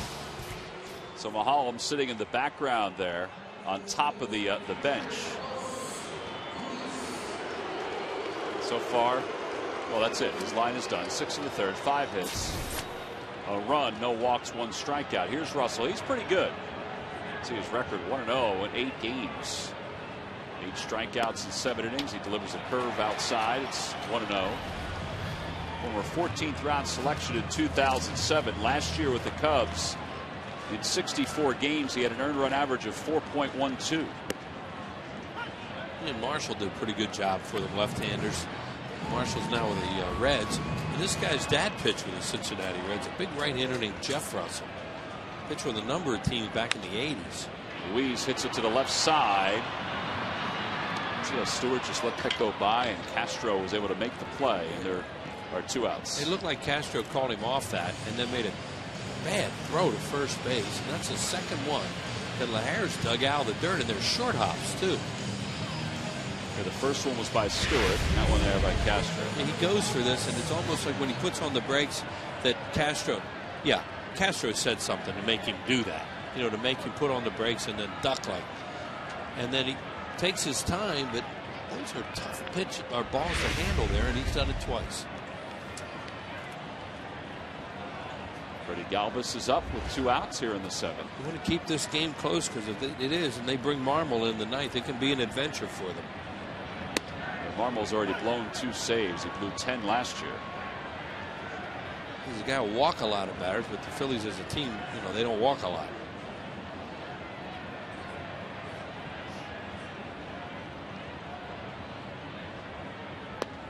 Back-to-back curves. The first one looked wide. That one was over. It's 1-2. On the Toyota Major League scoreboard, Colorado on top of the Mets 2-1.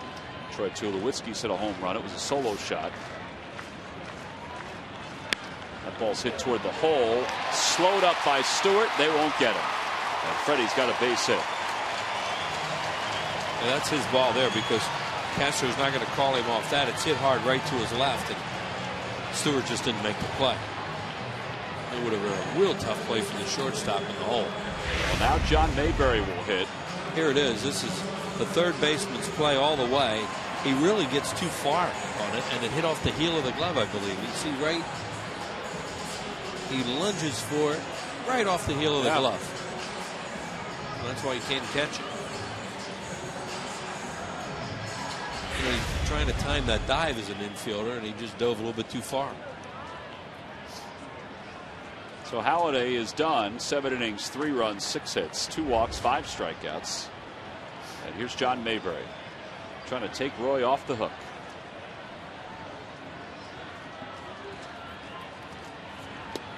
Curveball low, and it's 1-0.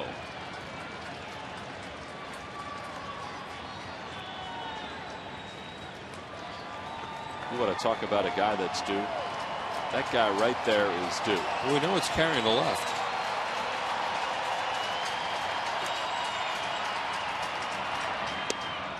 Same pitch, but it's a strike this time. And it's 1 ball and 1 strike.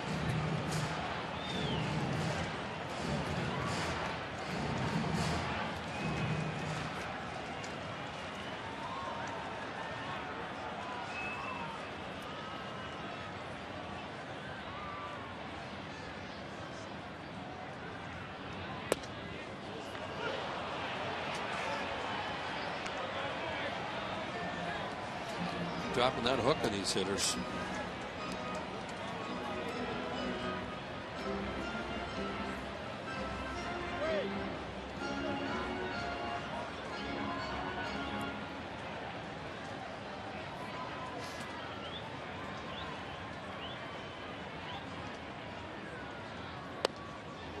Ooh. 2-2 the count. Everybody in blue thought it was a strike. Well, except the man in blue behind the plate. Yeah, the one that counts. Well, their whole team moved. They're in a no double defense right now. Don't hit it over your head. Trying to stay away from an extra base hit in the outfield.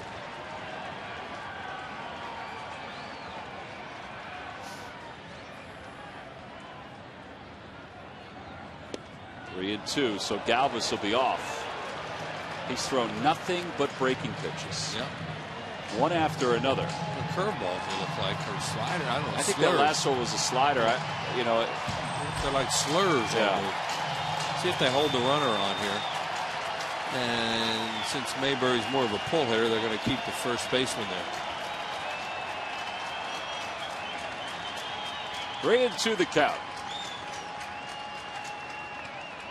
A throw over. Good job by Galvis not to break. The key is not to leave until the pitch is thrown, since it's 3-2 with 2 outs. No way you can get picked off on a 3-2 because you're not going anywhere until it move to the plate.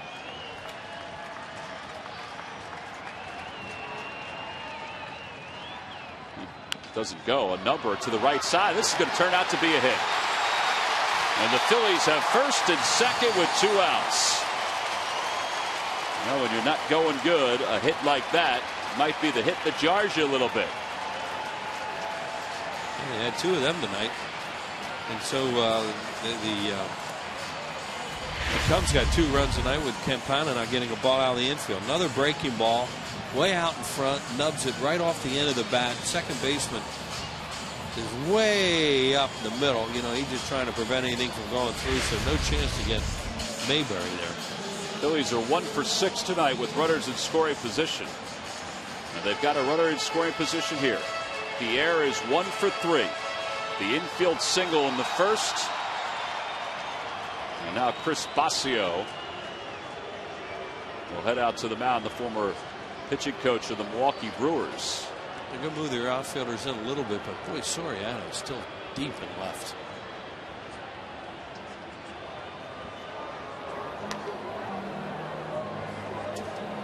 Get the latest news on the Phils, plus a breakdown of the Flyers' face-off against the Devils in round 2 of the NHL playoffs, and a preview of the Sixers-Bulls matchup, which will take place tomorrow. That's tonight on Sports Night. Get all the news Philly fans need to know on Sports Night later on tonight on Comcast Sportsnet. Rafael Dolis is warming in the pen for the Cubs.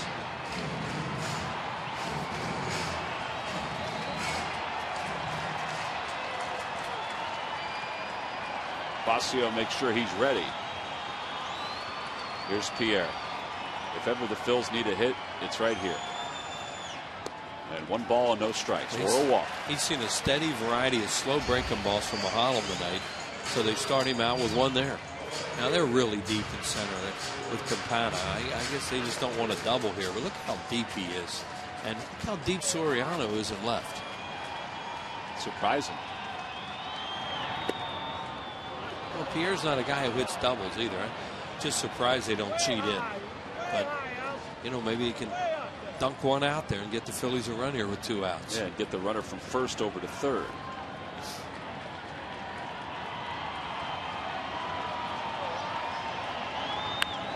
To left field. Soriano comes in. He may have misjudged it. Nope, he makes the catch. He misjudged it for a moment, but he was able to recover, and the side is retired. The Phils do get a run on the home run by Ty Wigginton, and they leave a couple. Earlier tonight, he lengthened his hitting streak to 12 straight, picked up his second home run in his last at-bat, and the Phillies got on the board.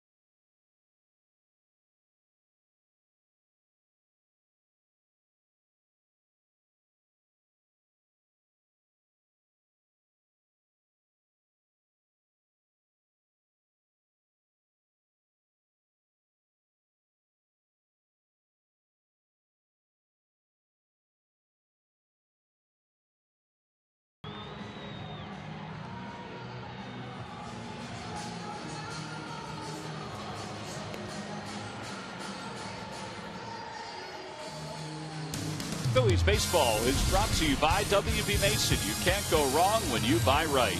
By Nissan. Get to a Nissan dealer for great deals on innovation you can count on. Innovation for all.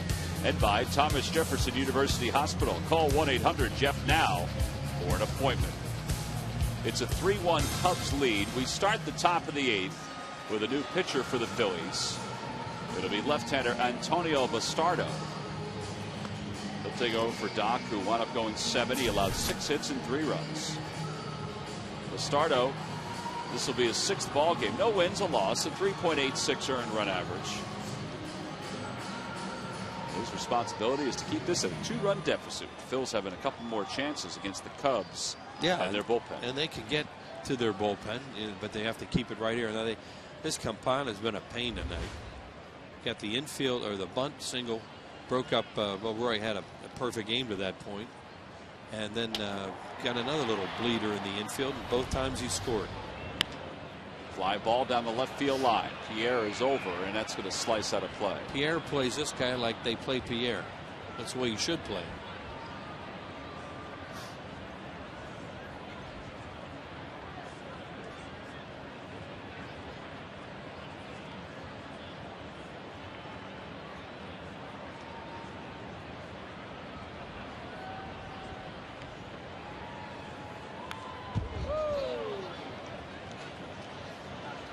Slider. Now you have him 0-2, and see if he doesn't have a different swing off a left-hander than he does off a right-hander.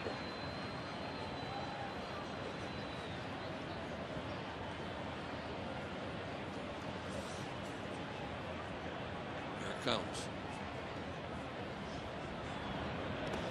He lays off, and it's 1 ball and 2 strikes.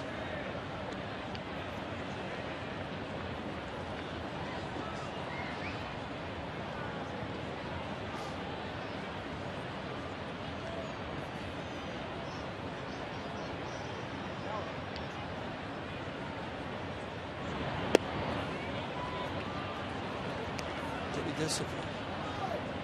A lot of guys chase that.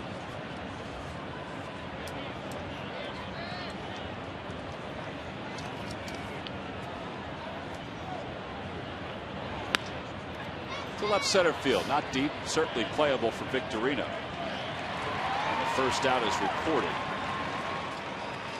And Starlin Castro is the batter. Time now for our Coors Light freeze cam. Speaking of Starlin Castro, he's part of it. Yeah, that was a real nice play made on that little looper out there in the shallow center field. He made a couple good plays tonight. Here's another one by Stewart, the third baseman. That was on that little nubber, I believe was hit by Roy Halladay, and he threw him out at first base. And that's our Coors Light freeze cam. Love those shots. Brought to you by Frost Brewed Coors Light. Castro's 1 for 3 with an RBI. He takes high. Well, that one run they bled out early was, a tough run to give up. And they get the infield hit, the bunt, and then the stolen base, and then he hit a ball off the ground with one hand because he doesn't swing and miss much.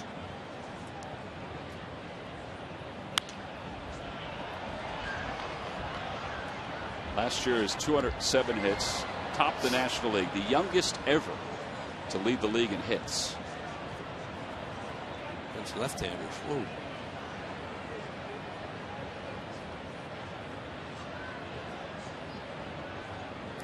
Something to be said for putting the ball in play. Yep.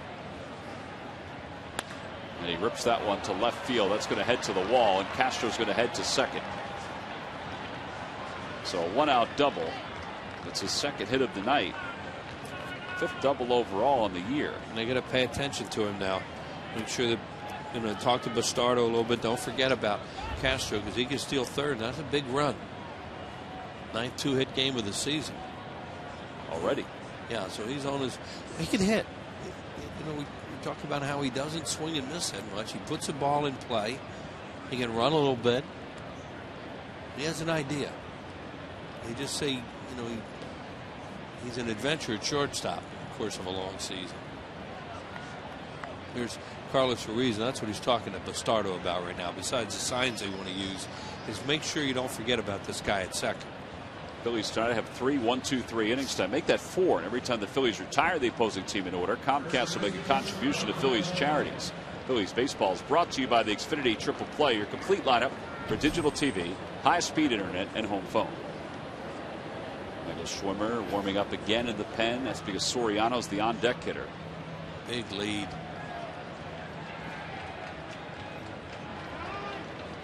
The time is called. Well, that was good, though. Jimmy Rollins came in behind him a little bit. Bastardo took his time and looked back there. Because Starlin Castro is way off second base right now. He had a stolen base earlier, his 8th of the year. And a fastball. What was that? I guess it was outside. Yeah, that's what Buckner just said. Boy, that. Man. So Ruiz, you rarely see Carlos Ruiz react like that. It's a strike.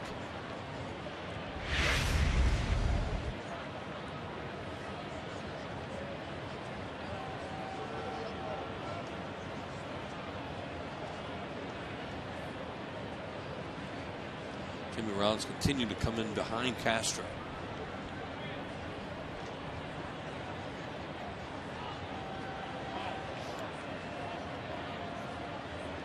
Bastardo, it just seems that all of a sudden when he gets men on base, he's really slow. And that doesn't help his teammates.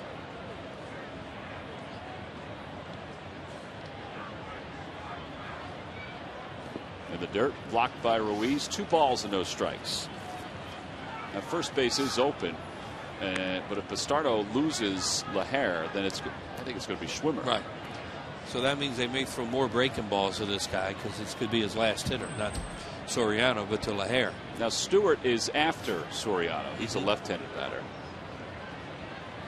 Well, that's why it's important to get this guy out, because then if you would like to go that way, you can walk Soriano, pitch to the left-hander. You got to get there. He goes. There goes Castro. Pitch is taken for a ball. The throw to third, not in time. Ooh, he left the bag, and Polanco kept the tag on him. 2-5 on the putout. 2 outs here in the 8th inning. Good job by Polanco. He just knew he was going to run. He kept leading off. And, as a matter of he could get a jump, he was going to go, and he has the bag stolen. However, over slides right there.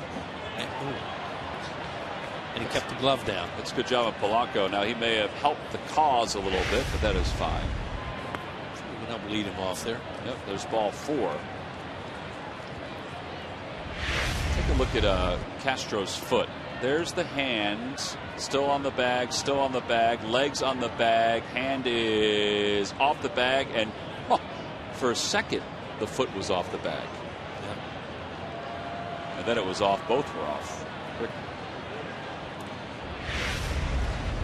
Here comes Charlie Manuel. That's going to be it for Bastardo. So he gets a couple outs. He does it in a very odd way. There's a runner aboard. Michael Schwimmer's going to come into the ball game here in the top of the 8th inning with the Phillies down 3-1. So another pitching change for the Phils. Schwimmer's already headed to the infield and then to the mound. We'll be back after this.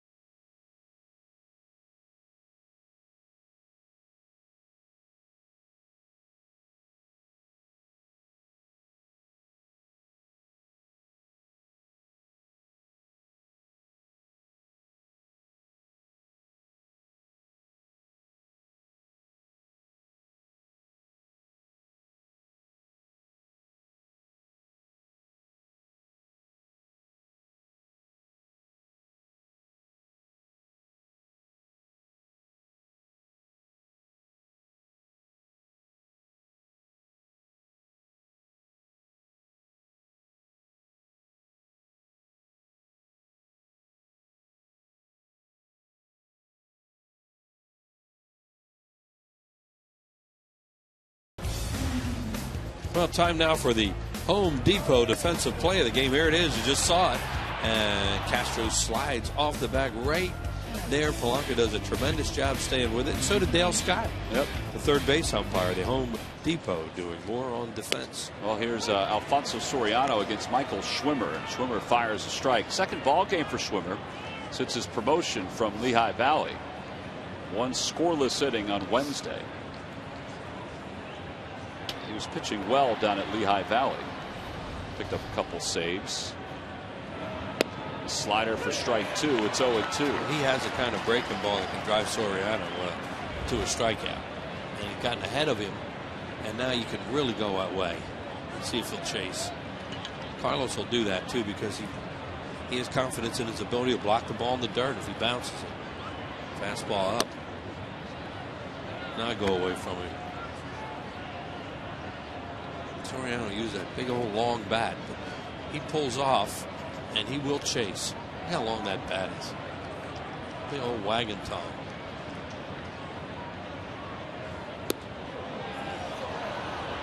Schwimmer started heading off the mound. It's 2 balls and 2 strikes. It was a close pitch. I mean, you don't want it in there necessarily. It wasn't supposed to be there, but it almost worked.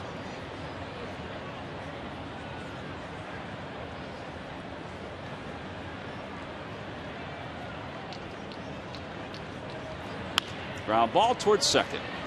Freddie Galvis stays down on it, throws out Soriano. The inning is over. So the Cubs do get a base runner. Actually, they get 2. One caught stealing, the other with a walk. We go to the bottom of the 8th. The Phils trailing by 2.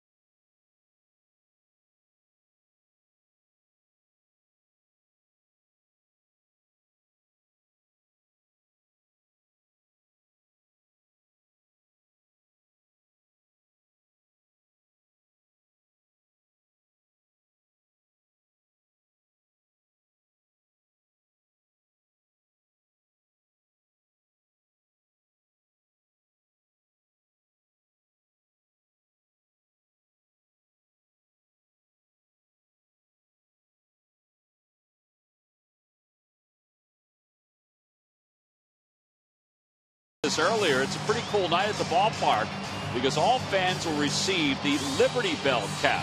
The night is sponsored by Teva. It's Teva Respiratory Asthma Awareness Night. And they're helping us give out those great caps. Get your tickets now by going to Phillies.com. Well, here we go.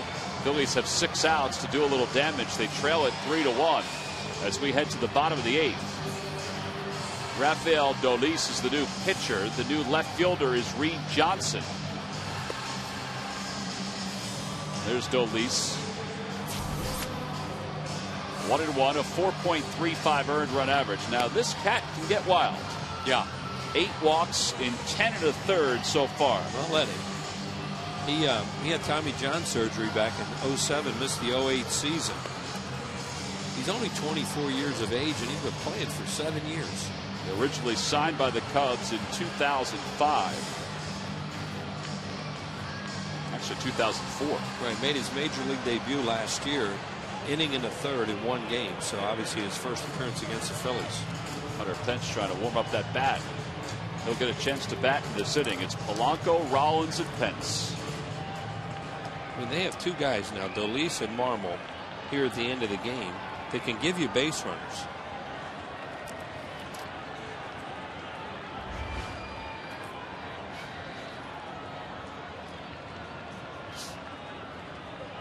Reed Johnson, by the way, is going to hit 9th in this lineup. Dolis is in Soriano's spot. 1 ball and no strikes. Well, the scouting report said 92, 95. That last one was 96. So this guy can throw hard. Yeah, but make him put it in the zone.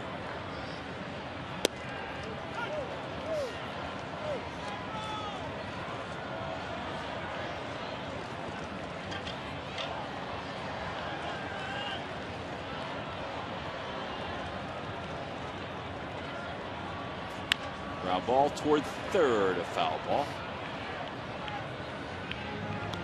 Says he throws fastball, curveball, changeup. So breaking ball being more of an off-speed, slower one.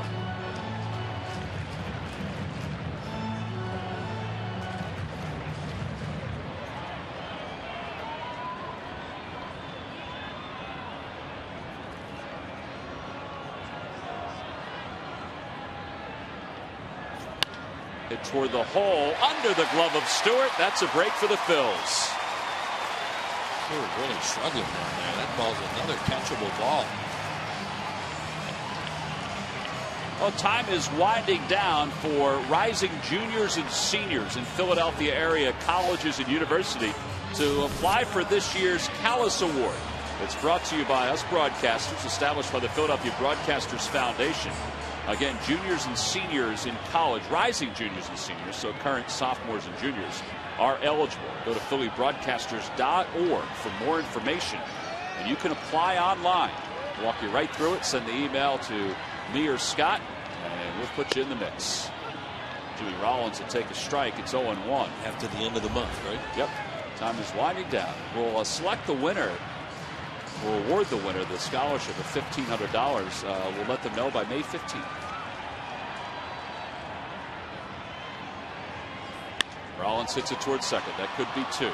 Barney to 2nd for 1. A 4-6-3 double play. So 2 away.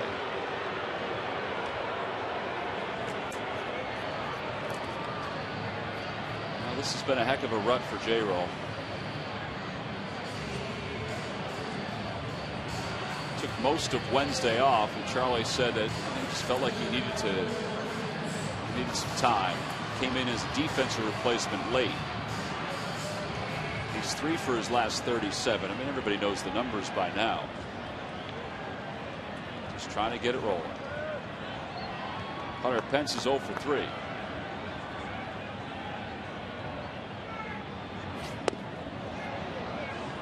Boy, with that swing and with this guy's fastball, I don't know where the ball's going to go if he connects.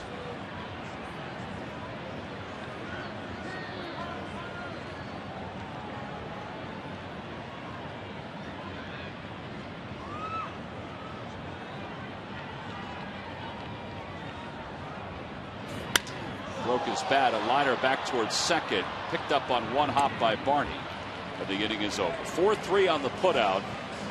We've completed 8 innings. here in Philadelphia. The Phils with a run on 8 hits as we go to the 9th.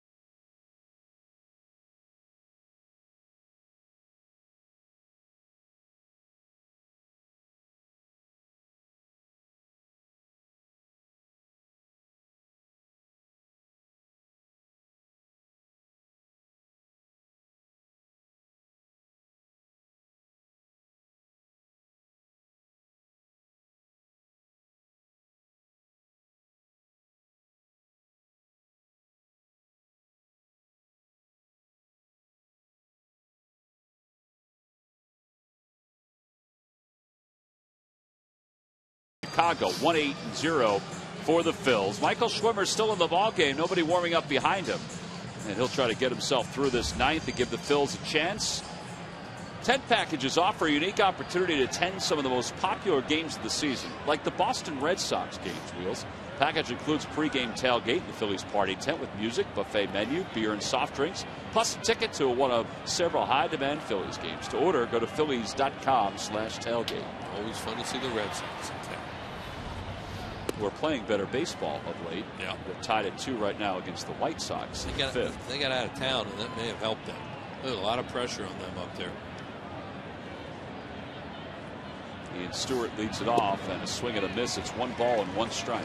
They can get it going a little bit, right their ship, and then go home. And the fans can have all that positive energy. But when you have the negative energy coming out of the crowd, it doesn't help. In the air to right field. That's pretty well hit, but playable for Pence. 1 guy.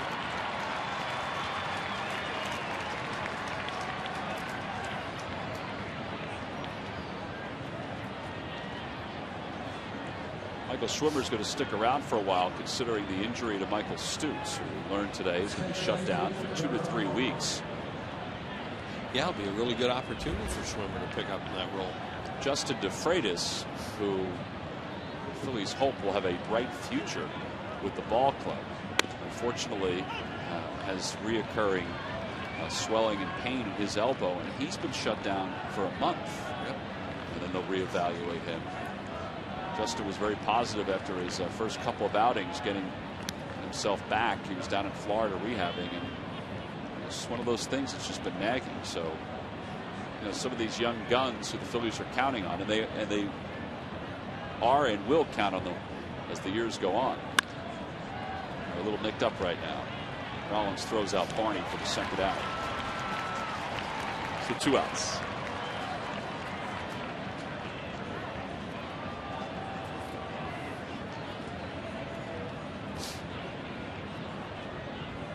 Schwimmer's a spider, Wheels.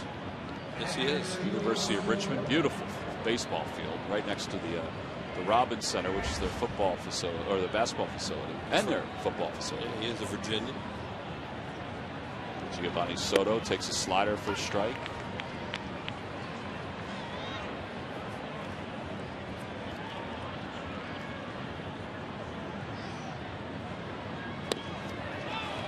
It's an even better pitch right there. It's 0-2.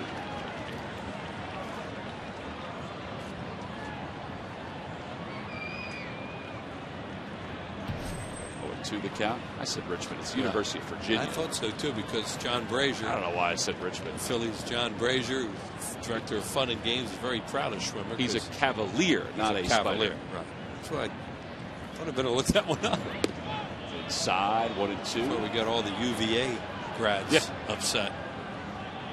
I know he's from Charlotte. You know, he went to school in Charlotte, but he grew up in the Washington area. He lives in Alexandria, born in Fairfax. He could stay at home next week when the Phillies are in Washington. Yeah, Alexandria is right where we stay. 2-2 the count. Very close to it, anyway. Where do we stay? In Arlington. Oh, Alexandria. And we are in Alexandria. Pentagon City. That's it. A little high, 3-2.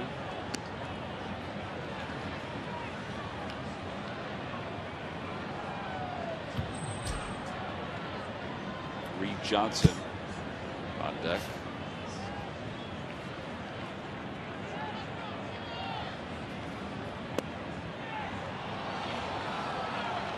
Ball 4 with 2 outs here in the ninth. And Reed Johnson will hit for the first time.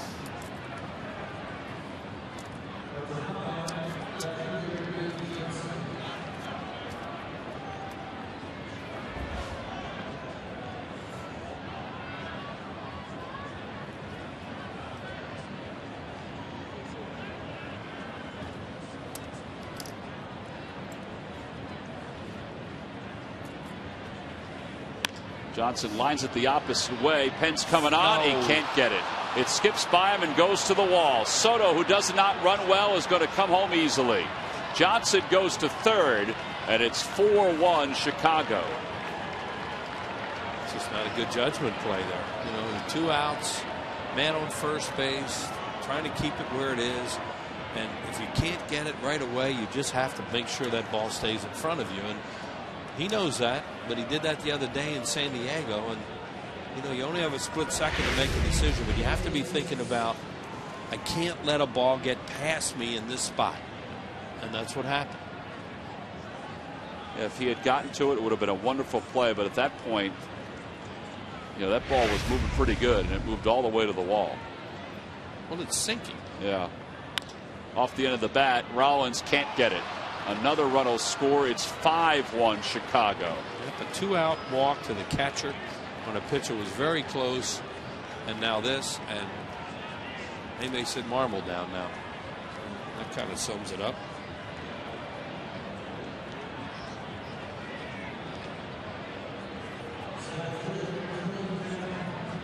So here's Campana, who is 2 for 4. There's Marmol. He was firing away.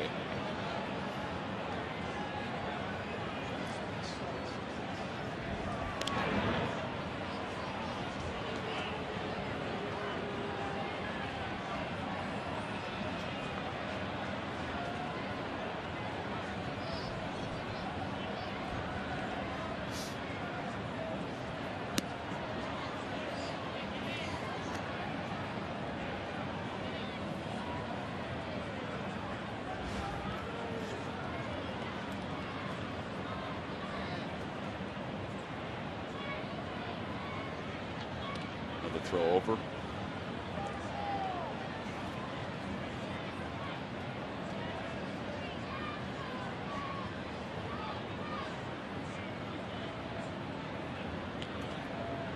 Ground ball towards second. Galvis, recognizing the speed, hurries the throw, and he just gets Campana. And the side is retired, but 2-run score here in the ninth inning. Shane Victorino is going to lead it off when we come back for the bottom of the ninth. The Phillies trail it by 4.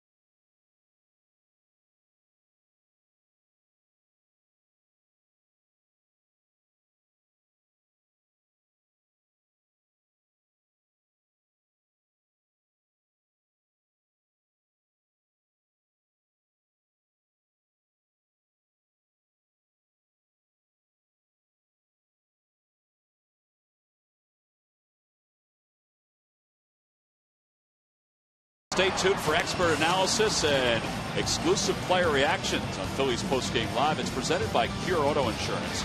It's coming up right after the ball game. This game has not gone the way the Phillies had hoped as they started off this very fast 4-game series before they hit the road again.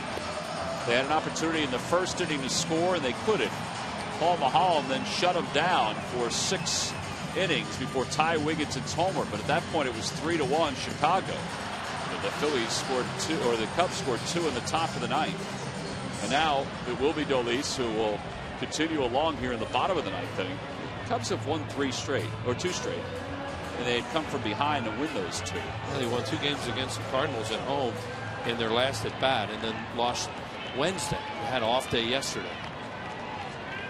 Dale Swayman and his staff looked at the schedule and realized that the first 6 weeks of the season, pretty daunting task, because they have the Cardinals a lot, they have the Phillies 5 times, or 6 times I should say, and they also have the Brewers. In fact, 21 of their first 39 games against Milwaukee, St. Louis, and the Phillies. Yeah. Phillies, looking at their schedule, thought, well, they're playing teams that they have the chance to beat, but the way they're playing right now, they're not a real consistent enough team to beat anybody. They have 3 outs here consistently. You beat anybody consistently. It's not like you look at on paper and say, well, they got to win this or win that. You don't know right now. 2-0 the count to Victorino. There's 2-1. He's taken a strike. Well, they can always get Marble up right away if this gets into a save situation.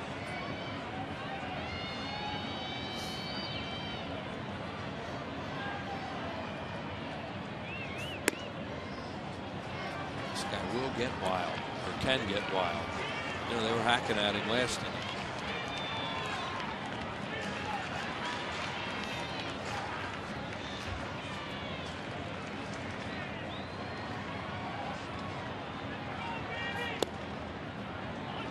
It's a good job by Shane in this inning, just to try and get on base, see if he can get him rattled.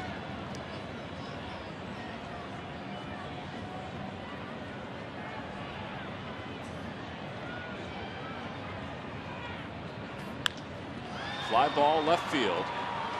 Reed Johnson comes in, hand up, 1 out. 45,000 plus here tonight. It's the 211th consecutive sellout.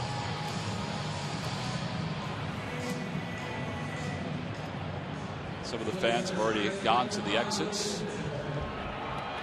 Game 2 tomorrow at 7:05. Randy Wells against Joe Blanton. Juan Pierre look on that guy. He's out there every game, the same spot. Wigginton takes strike 1.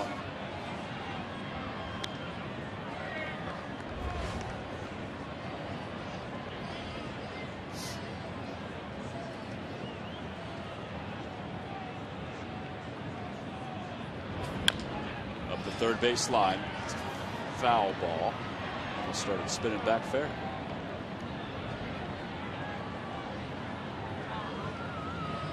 Paul Maholm started for the Cubs. Roy Halladay for the Phils. Doc allowed just 3 runs as he went 7 innings. Maholm went 6 1/3. He allowed 1 run.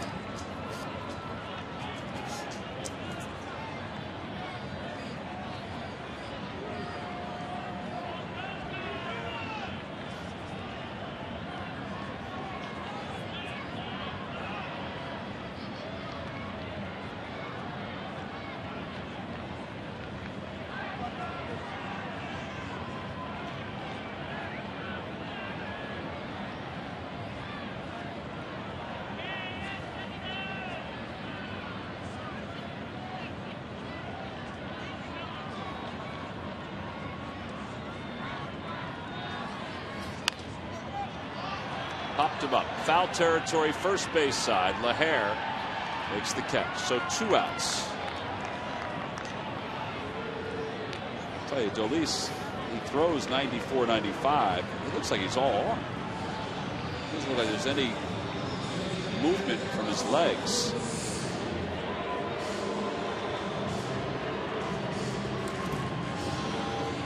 A lot of expectations for the Phils off the last 2 wins, and they obviously haven't reached those expectations with tonight's ball game. They're down to their final out. So they trail the last place Cubs 5-1. Now it's 0-1 to Ruiz. Think about it, the Cubs didn't come from behind to win those games against the Cardinals, where they would be. Well, now they're on the verge of winning 3 straight. 3 out of 4. Ruiz lines it toward left center field, and that's going to do it. Chicago has won the first game of this 4-game series, and they do so by a final score of 5-1. They get 3 against Doc, add 2 more in the top of the 9th inning, and they ride the pitching of Paul Maholm, their starter tonight, to the victory. So 5-1 the final score. Phillies drop the first of this 4-game series to the Cubs.